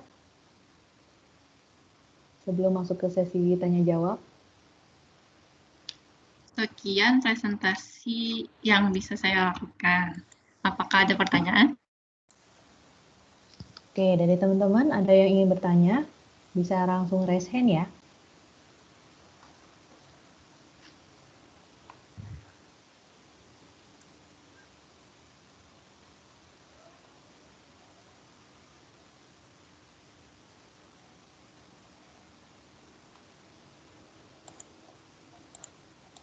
Oke, belum ada.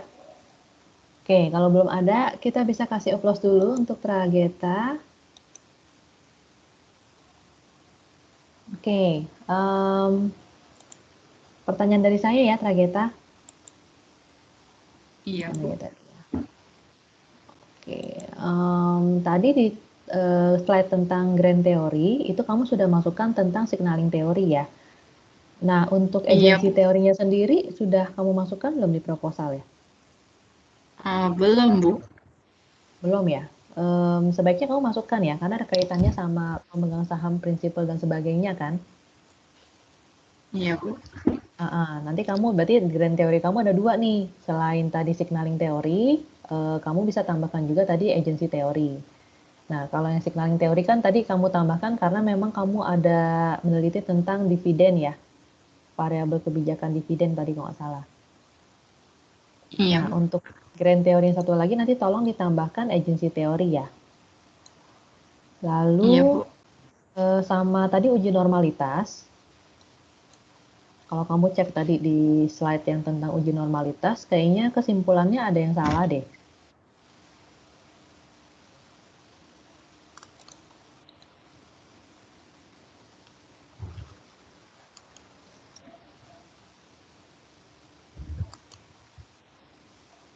Oke, sambil Trageta buka slide-nya, buat teman-teman juga yang bahas tentang statistik deskriptif, itu kan tadi Trageta sempat sebutin tuh semuanya tuh. Ada mean, lalu ada standar deviasi, ada skewness, ya, kurtosis, dan sebagainya gitu kan, banyak banget ya. Jadi yang akan dibahas nanti di bab 4 kalian, statistik deskriptifnya itu cukup nilai minimum, nilai maksimum, nilai tengah atau mean, ya, yang tadi, lalu yang terakhir adalah standar deviasi. Ya, jadi cukup sebutkan 4 poin itu aja. Nanti kalau yang lain-lain yang tentang apa tadi, skewness, kurtosis, lalu ada apa lagi tadi ya? Yang itu nggak usah disebutkan. Ya, jadi biasanya kita analisa cukup nilai minimum, maksimum, nilai tengah atau nilai rata-ratanya gitu ya, sama standar deviasi. Ya. Trageta udah cek uji Kolmogorovnya tadi? Udah, Bu. Apa bunyinya? Kalau misalnya tes statistik Kolmogorov-Smirnov-nya lebih dari 0,05, maka data residual berdistribusi tidak normal. Nah, teman-teman yang lain gimana? Sama nggak kesimpulannya?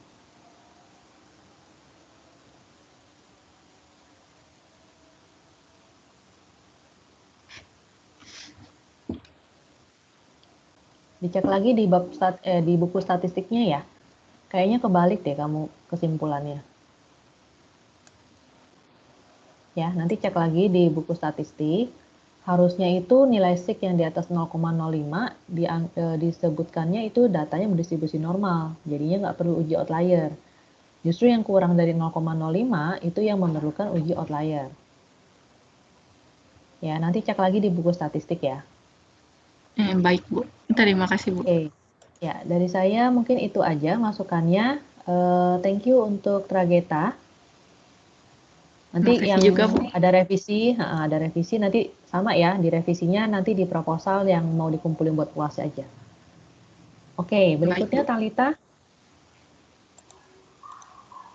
Baik, Bu. Saya coba share screen dulu ya. Oke. Ibu, maaf, saya mau tanya, Bu. Ya. Untuk sampel perusahaan itu data laporan keuangannya kita ambil 5 tahun ke belakang atau boleh pakai dari tahun 2013, Bu? 2013 sampai 2017. Atau harus dimulai dari 2016, Bu? Terakhirnya 2020 ya tadi kalian ya. Terakhirnya 2020. Jadi kalau mau 5 tahun berarti kamu tarik mundur tuh 5 tahun dari 2020. Jadi Berarti, dari 2016 sampai 2020. Berarti Kalau kalau mau 3 sampelnya tahun, kalau sampelnya 2013 sampai 2017 diganti ya, Bu? sampel itu Atau maksudnya boleh periode penelitian sampel kamu? Iya, betul, Bu. Iya, harus sampai 2020. Oke. Berarti kalau di jurnal utamanya kan dia pakai 2013, Bu. Berarti saya harus pakai yang Ganti. ini ya, 2016. Iya. Oke, baik, ya Bu. pokoknya harus ditarik sampai 2020 terakhir ya. Oke. Baik, terima kasih, Bu. Oke. Ya, Talita udah muncul nih presentasinya. Baik.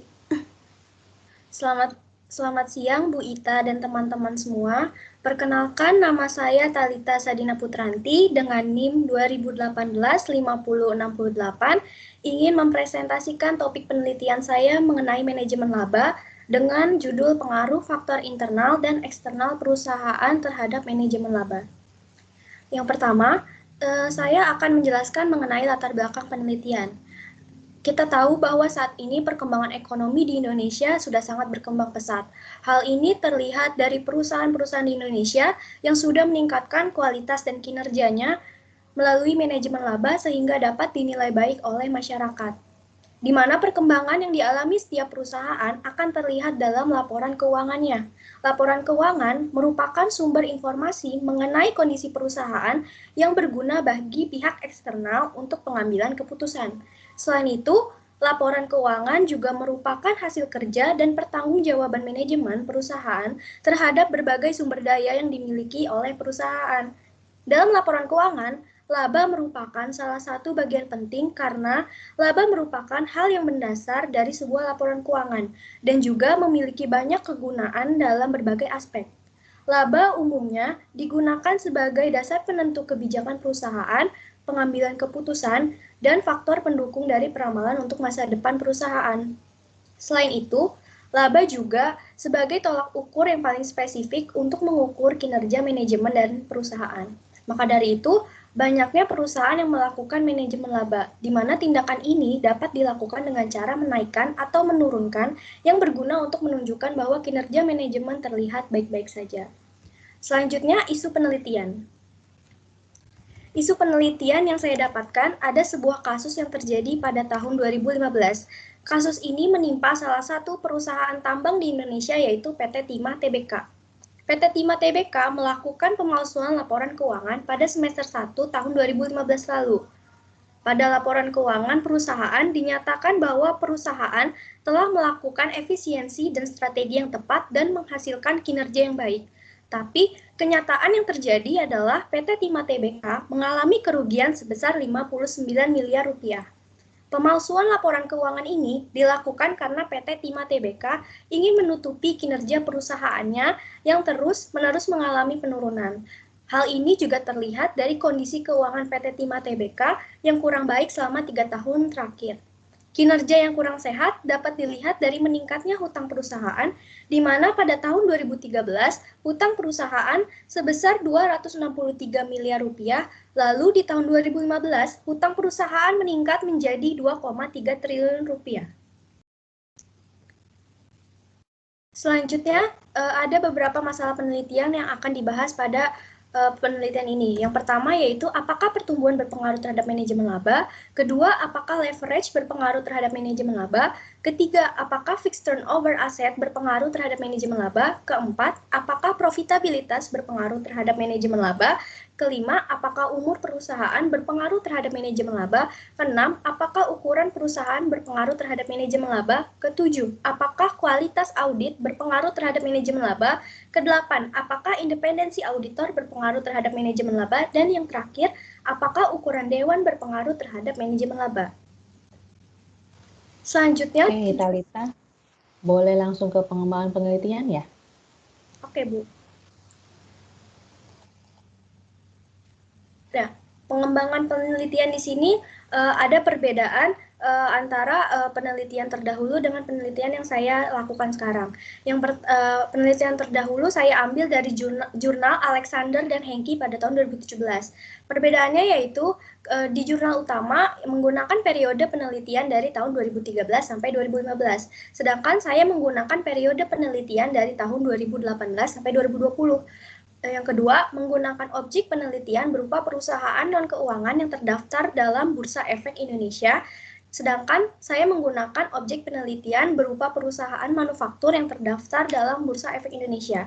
Lalu variabel independennya terdiri dari growth, leverage, fixed asset turnover, profitability, firm size, firm age, industri, audit quality, dan auditor independence. Sedangkan variabel independen yang saya pilih yaitu pertumbuhan, leverage, fixed asset turnover, profitabilitas, ukuran perusahaan, umur perusahaan, kualitas audit, independensi auditor, dan ukuran dewan.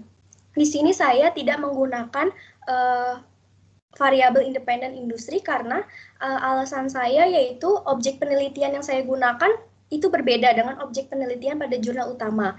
Jika dalam jurnal utama menggunakan perusahaan non-keuangan, saya menggunakan perusahaan manufaktur, yang mana perusahaan manufaktur itu memiliki cakupan yang lebih kecil. Dan industri yang terdaftar dalam BEI itu hanya terbagi menjadi 3 sektor industri, di mana hanya ada sektor industri dasar dan kimia, sektor aneka industri, dan juga sektor industri barang konsumsi. Selanjutnya saya akan menjelaskan mengenai agency teori. Agency teori udah sempat dijelaskan teman yang lain ya. Mungkin Talita bisa langsung ke penelitian sebelumnya. Boleh pilih satu variabel yang mau dijelaskan. Ibu. Di sini saya akan menjelaskan mengenai penelitian sebelumnya pada variabel leverage. Pada variabel leverage ini ada beberapa hasil yang saya temukan, diantaranya yaitu berpengaruh positif, berpengaruh negatif, dan tidak berpengaruh. Pada hasil berpengaruh positif pada jurnal Arifin dan Destriana juga Elsa Basi menemukan bahwa leverage berpengaruh positif terhadap manajemen laba. Karena jika pendanaan perusahaan lebih banyak diperoleh dari hutang, maka akan semakin tinggi pula kemungkinan perusahaan melakukan praktik manajemen laba. Selanjutnya, pada jurnal Sania Misha dan Jin dan Fanani et al. Menemukan hasil yang berpengaruh negatif. Karena perusahaan yang memiliki tingkat leverage yang tinggi, maka manajemen laba akan semakin rendah. Semakin besar hutang yang dimiliki perusahaan, maka akan semakin ketat pula pengawasan yang dilakukan oleh pihak kreditor, sehingga kemungkinan manajemen melakukan praktik manajemen laba semakin berkurang. Yang terakhir yaitu ada hasil tidak berpengaruh yang saya temukan pada jurnal Jojo dan Susanti, Indra Swono, Alexander dan Hengki, dan Sari, yang menemukan bahwa leverage bukan termasuk tindakan manajemen dalam melakukan manajemen laba. Jika leverage perusahaan mengalami peningkatan, maka tingkat manajemen laba yang dilakukan itu tidak berubah.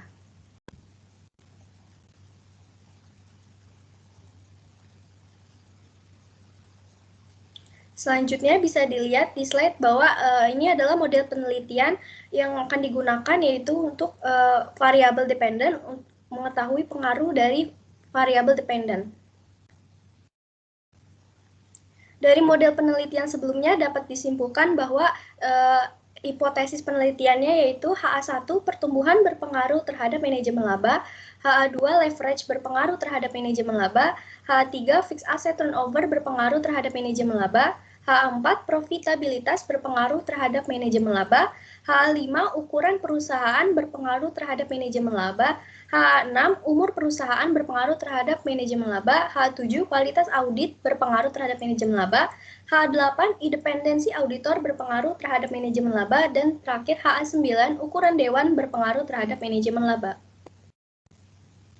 Bentuk penelitian yang saya gunakan yaitu kausalitas, di mana pengujian ini untuk menguji atas pengaruh variabel independen yang terdiri dari pertumbuhan, leverage, fixed asset turnover, profitabilitas, ukuran perusahaan, umur perusahaan, kualitas audit, independensi auditor, ukuran dewan komisaris terhadap variabel dependen yaitu manajemen laba. Untuk objek penelitiannya, populasi yang digunakan dalam penelitian ini adalah perusahaan yang terdaftar dalam Bursa Efek Indonesia selama periode 2018 sampai dengan 2020. Sedangkan sampel yang saya gunakan yaitu perusahaan manufaktur yang terdaftar dalam Bursa Efek Indonesia selama periode 2018 sampai dengan 2020.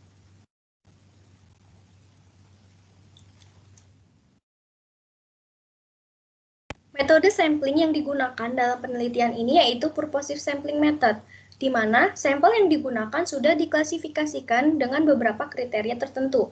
Kriterianya yaitu yang pertama, perusahaan manufaktur yang konsisten terdaftar dalam Bursa Efek Indonesia pada periode 2018 sampai dengan 2020.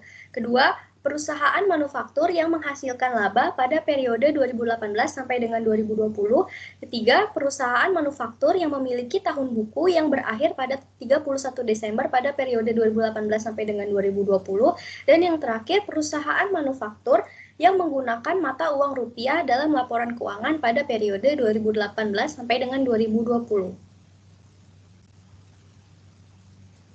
Selanjutnya, definisi operasional dan pengukuran variabel. Variabel dependen di sini yaitu manajemen laba. Dengan definisi, manajemen laba diartikan sebagai upaya manajemen perusahaan untuk mengintervensi atau mempengaruhi informasi-informasi di dalam laporan keuangan yang memiliki tujuan untuk memperdaya investor yang ingin mengetahui kinerja dan kondisi perusahaan.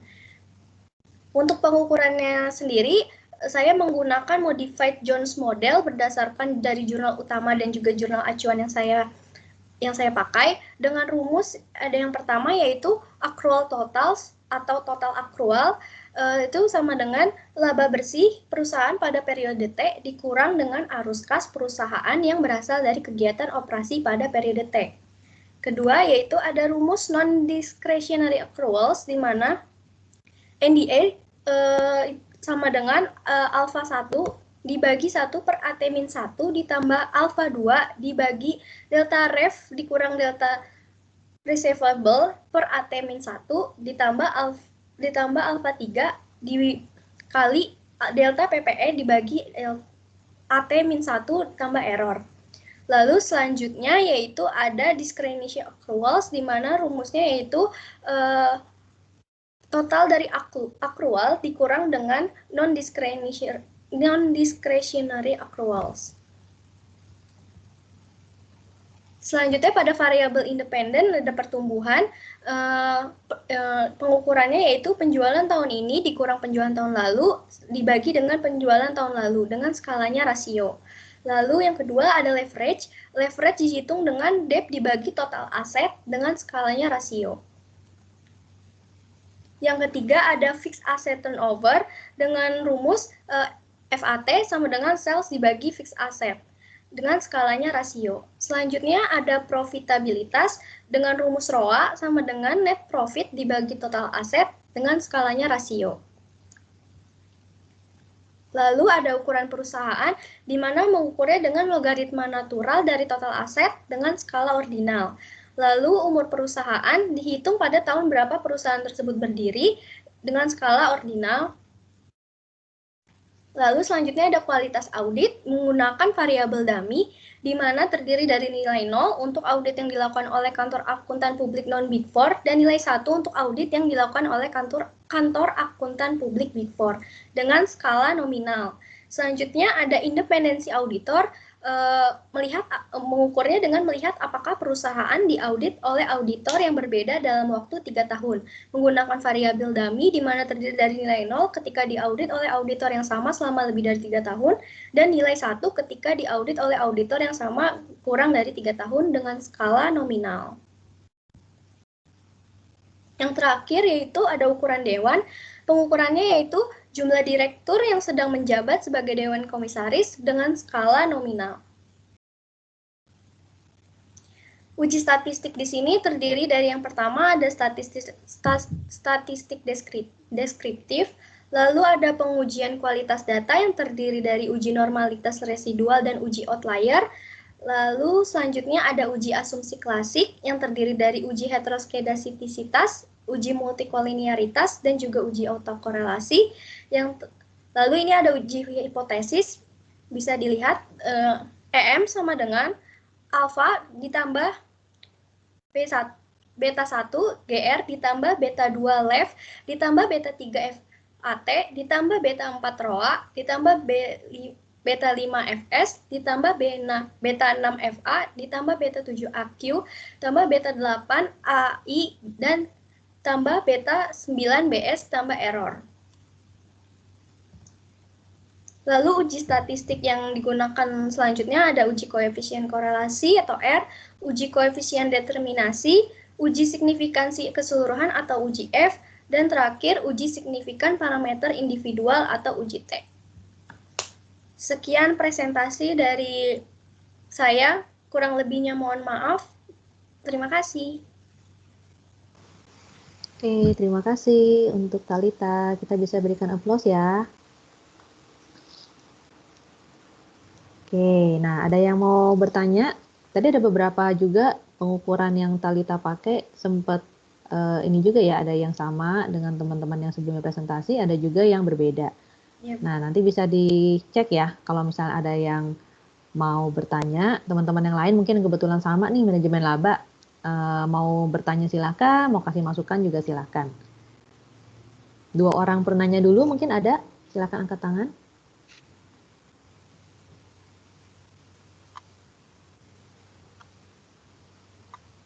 Ibu, saya mau nanya. Ya boleh, tanyanya ke Talita ya.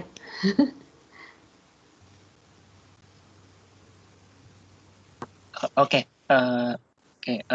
ini cuma buat mengkonfirmasi aja sih ketidaktahuan saya. Itu tentang kriteria pemilihan sampel itu kan tadi periodenya itu 2018 sampai 2020. Nah, saya kan juga mengambil manajemen laba gitu ya, dimana kan minimal menurut peraturan prosedurnya apa tuh yang pedoman pengajaran seminar penelitian itu kan minimal datanya itu periode penelitiannya 3 tahun. Nah, saya sebenarnya mau konfirmasi kalau periode 2018 sampai 2020 itu termasuk 3 tahun nggak sih? Sementara kan kalau di manajemen laba kita tahu rumusnya itu ada kayak delta revenue, data receivable gitu. Dan dimana kalau untuk data 2018 berarti tandanya kita butuh data 2017. 2019 berarti kita butuh data yang tahun sebelumnya kayak gitu. Nah, saya ingin konfirmasi aja sih, saya kebetulan benar-benar nggak tahu ya apakah dia perlu atau enggak sih sebenarnya. Jadi kita cantuminnya itu apakah dari 2017 sampai 2020 apa 2018 sampai 2020 itu udah termasuk include kita bisa menggunakan data 2017 juga gitu. Mungkin itu saja pertanyaan dari saya. Apakah kira-kira sudah jelas pertanyaannya? Sudah jelas. Alfeus, terima kasih atas pertanyaannya. Mungkin karena saya juga sebenarnya juga kurang tahu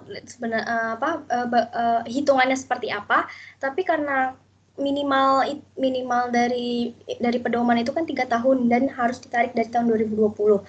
Jadi menurut saya itu tetap ditulis 2018 sampai dengan 2020, tapi untuk penghitungannya itu bisa menggunakan data dari sebelumnya, karena kan ada di rumus itu kan ada T-1 yang mana harus menggunakan periode yang lalu kan. Jadi itu untuk penghitungan saja menurut saya. Seperti itu, Bu.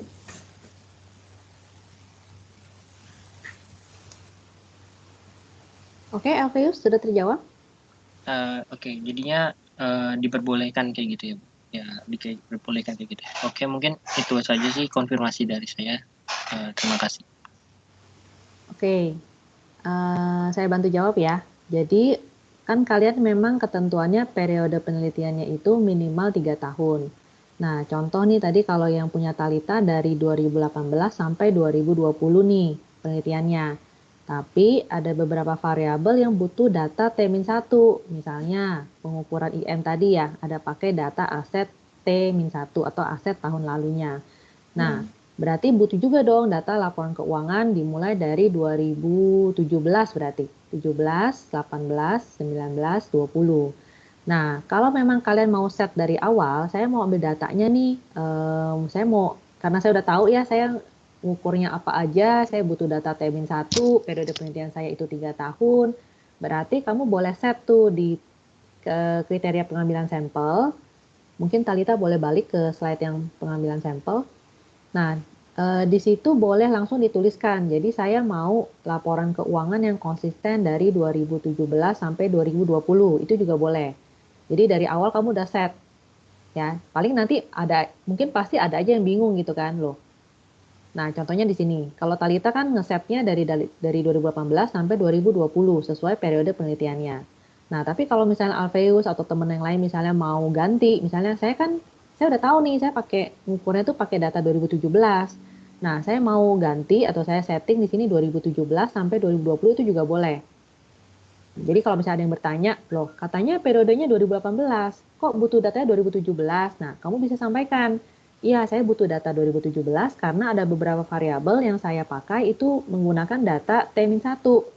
Jadi dari awal saya udah mau, saya udah tahu nih data yang saya perlukan apa aja, jadi kamu boleh cari mulai dari 2017. Ya, paling nanti kalau ada yang bertanya ya kamu bisa jawab, memang saya butuh nih data T-1.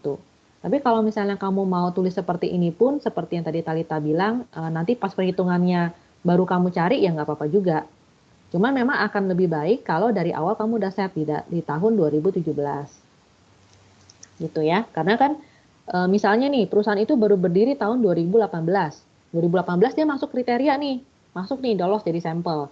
Ternyata waktu mau diinput, kamu cek laporan keuangan tahun lalunya nggak ada. Berarti kan kamu isi ibaratnya kayak kerja 2 kali dong, jadi balik lagi dong. Ternyata perusahaan ini nggak usah dipakai nih karena nggak punya laporan keuangannya, dia baru berdiri, baru IPO-nya di 2018. Nah, bisa jadi itu perusahaan jadi nggak bisa dipakai. Nah, mendingan memang kalau kalau udah tahu pengukurannya apa, kamu set aja di awal. Jadi dari 2017 sampai 2020. Gitu. Tapi kalau kamu tulis seperti ini juga nggak salah, ya. Kalau misalnya mau tulis seperti ini juga nggak salah. Cuma nanti tinggal argumennya aja, cara kamu ngejawabnya aja nanti gimana. Oke? Baik, Bu. Ya. Ada lagi pertanyaan dari yang lain?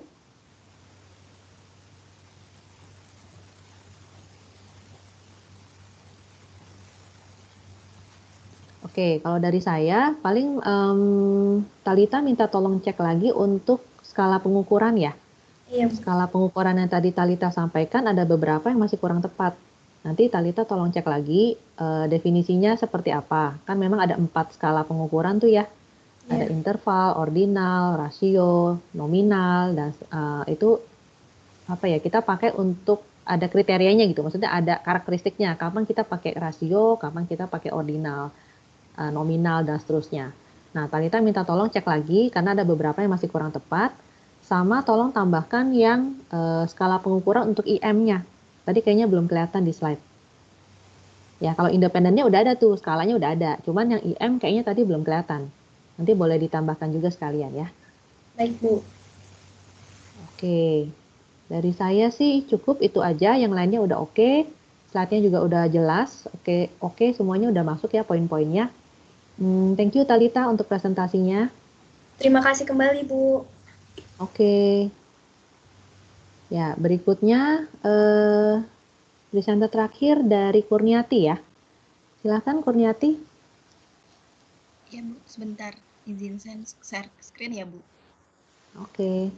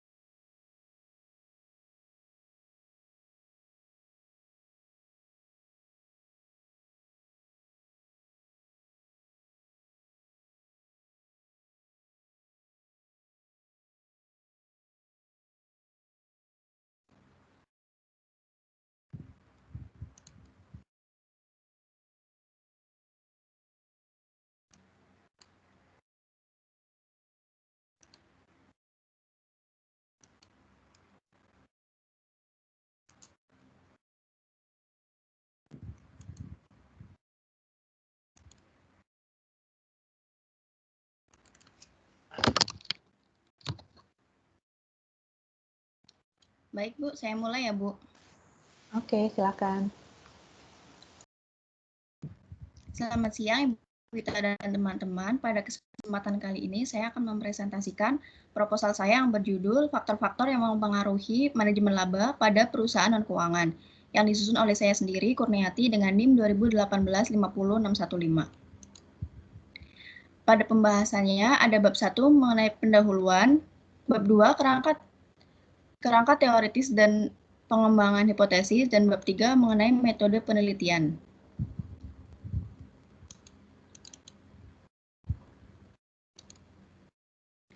Selanjutnya, bab 1 mengenai pendahuluan. Di sini ada latar belakang penelitian. Jadi pada dasarnya setiap perusahaan akan membuat laporan keuangan pada setiap tahunnya yang akan disajikan kepada publik dan para pemegang saham. Hal yang biasanya sering dilihat adalah laba, karena laba menjadi suatu tolak ukur perusahaan tersebut mampu bertahan atau tidak. Oleh karena itu, manajemen akan berusaha menampilkan hasil terbaiknya kepada publik, dan apabila hasil tersebut tidak sesuai, maka manajemen akan melakukan manajemen laba. Untuk isu penelitian, saya di sini mengambil PT Garuda Indonesia, salah satu kasus manajemen laba di Indonesia yang merupakan adanya kejanggalan mengenai laporan keuangan yang dilaporkan pada tahun 2018, di mana pada tahun 2018 mengalami keuntungan yang sangat besar. Berbeda dengan tahun 2017 yang mengalami kerugian sebesar 216,58 juta US dollar. Sehingga ini disambut baik oleh para pemegang saham, namun tidak oleh dua komisaris, yaitu Hairil Tanjung dan Doni Oskaria. Dan setelah ditelusuri ternyata ada PT Mahata Aero Teknologi yang dicatat sebagai pendapatan, padahal seharusnya belum dicatat karena PT tersebut belum membayar kompensasi kepada Garuda. Selanjutnya adalah pengembangan penelitian.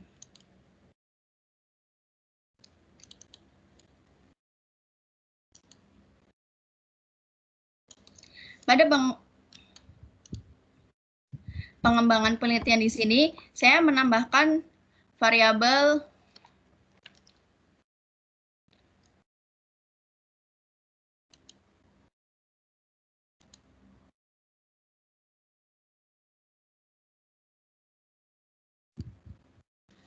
maaf Bu, boleh saya ulang share screen? Boleh, hilang ya? Iya. PPT-nya.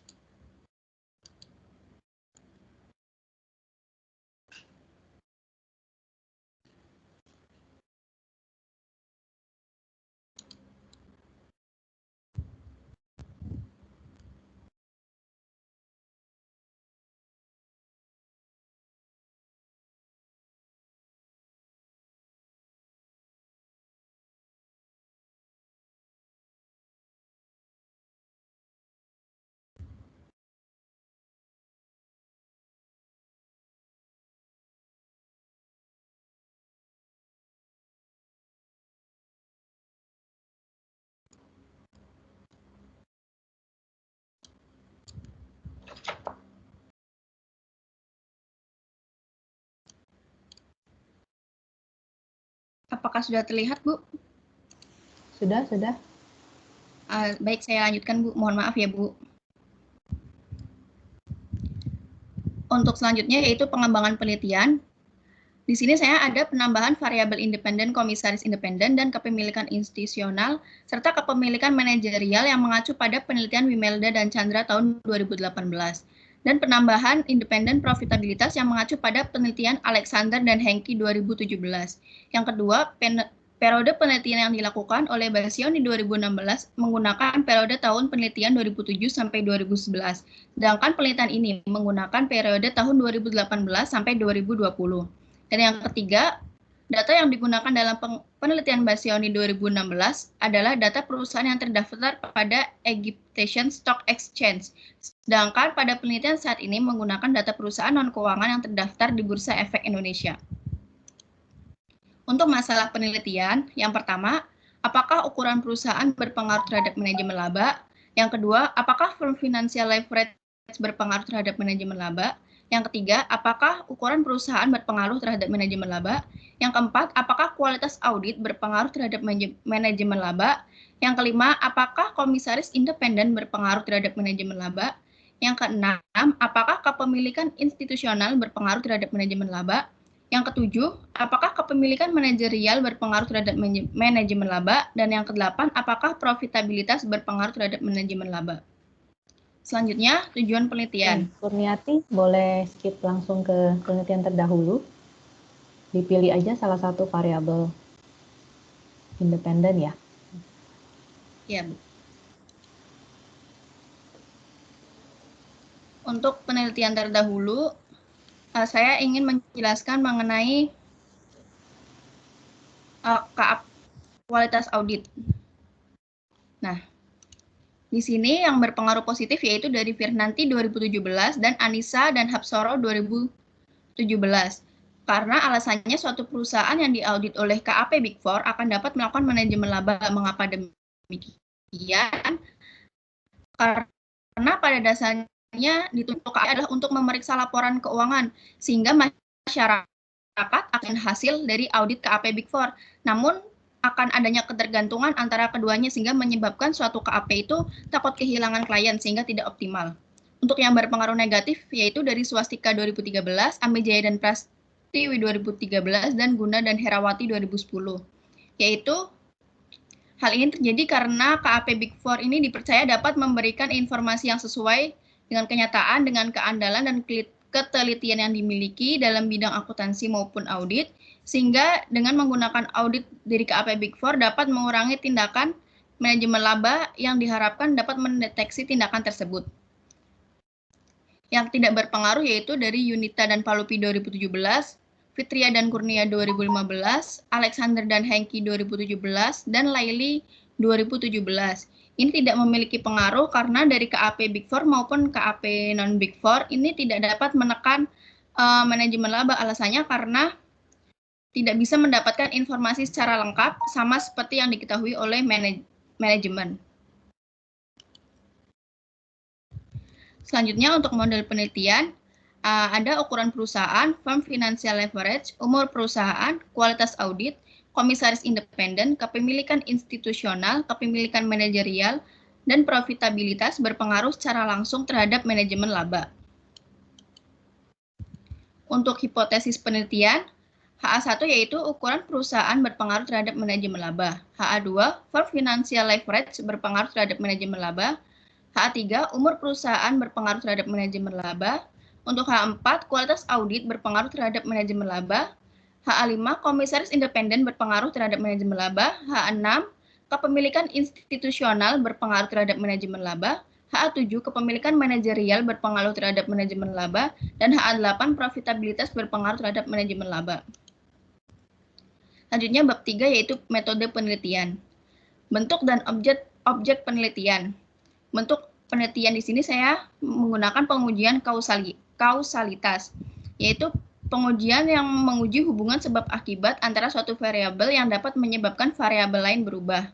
Untuk objek penelitian yang akan digunakan yaitu penelitian perusahaan non keuangan yang terdaftar pada Bursa Efek Indonesia selama 3 tahun dengan periode 2018 sampai 2020.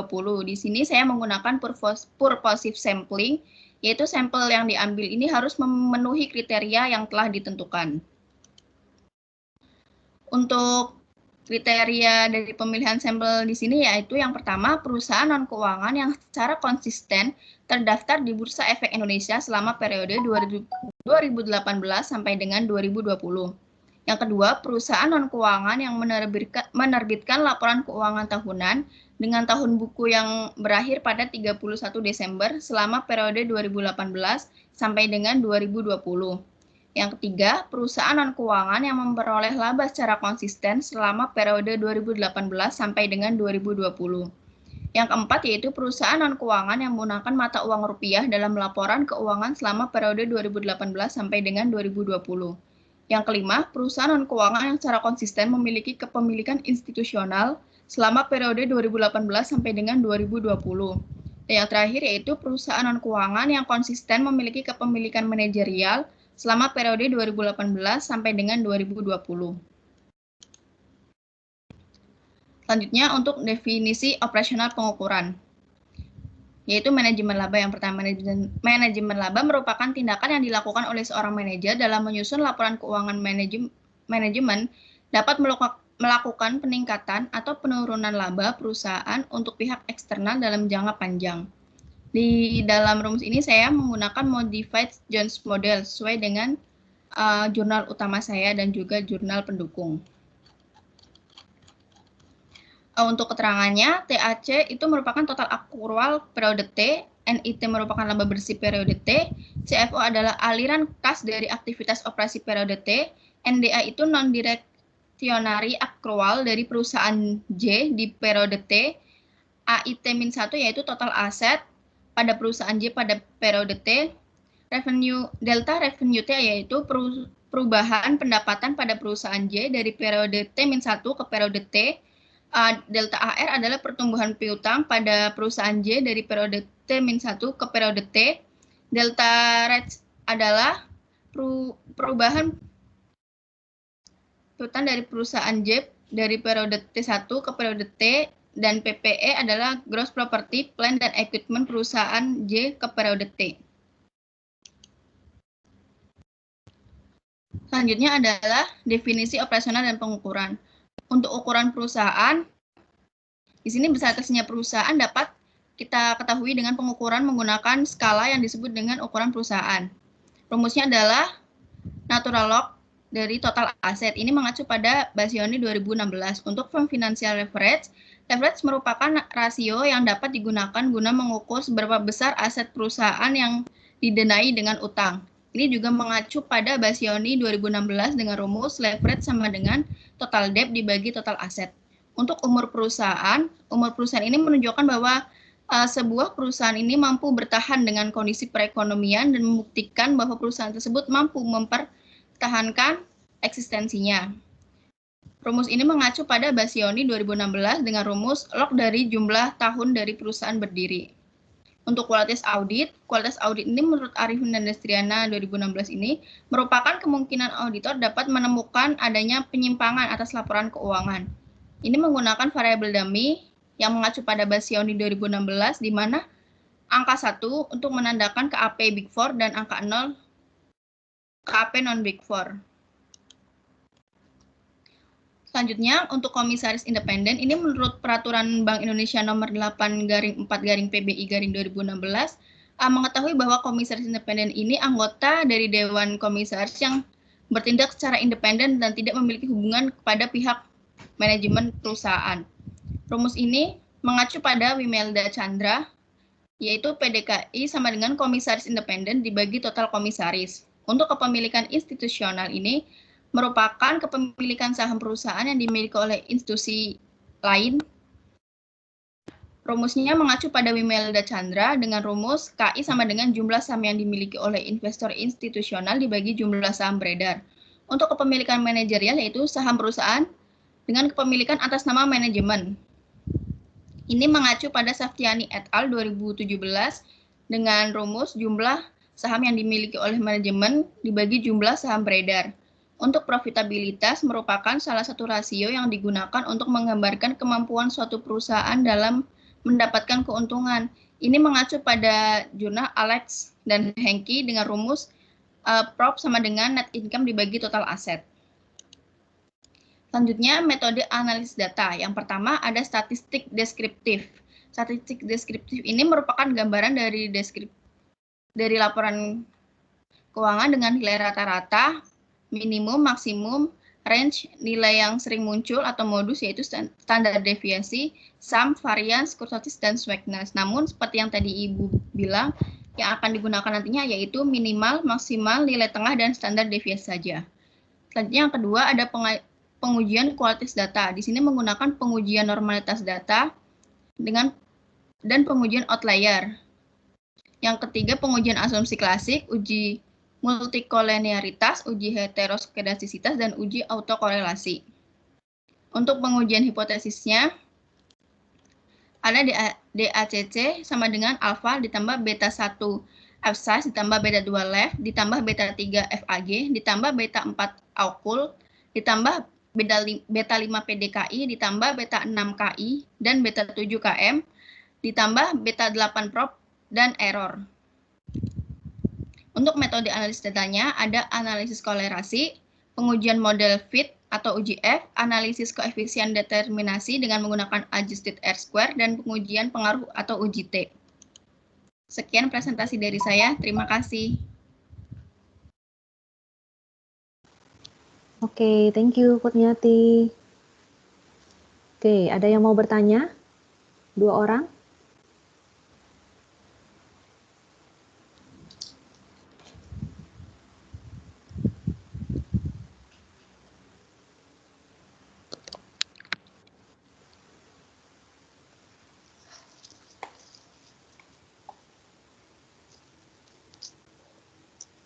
Belum ada? Oke, dari saya dulu ya. Kurniati boleh lihat lagi di kriteria pengambilan sampel.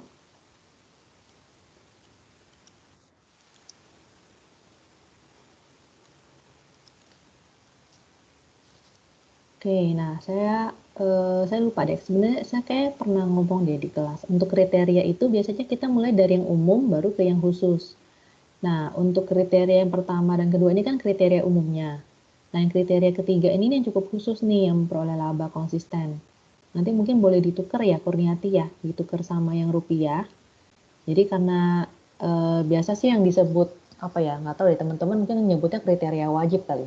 Jadi yang biasanya wajib ada di proposal itu yang pertama konsisten terdaftar di BEI selama periode penelitian. Lalu yang kedua bisa yang per 31 Desember atau bisa juga yang mata uang rupiah. Nah, biasa antara dua itu deh, itu jadi kriteria kedua sama kriteria yang ketiga. Nah, nanti setelah itu baru kriteria khusus. Jadi kalau misalnya Kurniati ada variabel tadi kepemilikan institusional, terus mau tambahin kriteria khusus nih kepemilikan institusional, nah itu nanti baru yang keempat, kelima, dan seterusnya. Ya, jadi untuk yang laba konsisten, mungkin Kurniati boleh coba switch sama yang rupiah. Jadi yang rupiah di atas, baru abis itu yang laba. Gitu ya. Iya Bu, baik, terima kasih. Oke. Kalau untuk tahun juga sama, nanti Kurniati boleh sambil pikirin lagi ya, mau dari 2017 atau tetap dari 2018. Kalau untuk rumus sih saya rasa nggak ada yang aneh, rata-rata udah oke. Semua poin juga udah masuk, jadi saya rasa masukan dari saya sih paling itu aja, untuk kriterianya aja. Ya. Iya Bu, baik. Oke, dari teman-teman yang lain, masih ada pertanyaan atau masukan?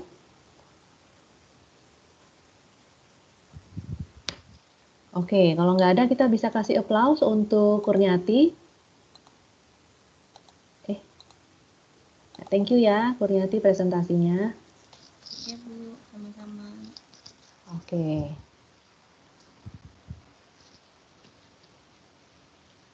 Ya, jadi semuanya udah presentasi yang hari ini ya, udah sudah 5 orang presentasi. Nah, pesannya sama, jadi kalau yang sudah presentasi dan misalnya tadi udah sempat ada beberapa masukan, kalau ada revisi, koreksi, nanti bisa kalian revisi lagi proposalnya untuk dikumpulkan waktu UAS. Ya, nanti kalian ganti di soft copy-nya dulu aja. Ya, ganti di soft copy. Kalau misalnya nanti masih ada pertanyaan, ya bisa nanti chat saya atau mungkin pas di kelas gitu kan, mumpung topiknya masih nyambung, boleh langsung juga ditanyakan. Oke, nah untuk minggu depan sudah tahu ya, berarti nanti akan dilanjutkan presentasinya oleh siapa? Tunggu nih, saya buka Bu. dulu. Bentar, 5 orang lagi ya minggu depan ya. Oke, ada Dea, Feren, Dea, Feren, Willy, Dani, dan Jepsen. Ya, nanti bisa dipersiapkan minggu depan dengan presenter yang berbeda dan topik yang ada yang sama, ada yang beda juga. Ya, jadi nanti teman-teman yang lain juga bisa kira-kira nih mau bahas apa atau mungkin mau tanya apa. Nah, nanti kalau ada masukan dipersilahkan. Karena nanti ini bisa buat tambahan nilai partisipasi kalian. Jadi harapannya minggu depan akan lebih banyak lagi yang bisa aktif ya. Entah itu kasih masukan atau mungkin bertanya ke para presenter. Oke, ada yang mau tanya mungkin sampai sini?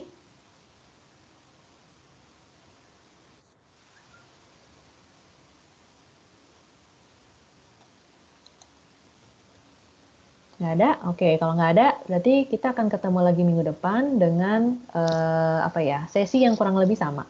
Ya, jadi ada yang presentasi, nanti mungkin diisi materi presentasinya tetap kalian siapkan kayak teman-teman tadi yang kalian lihat ya, udah full gitu kan dari bab 1 sampai bab 3.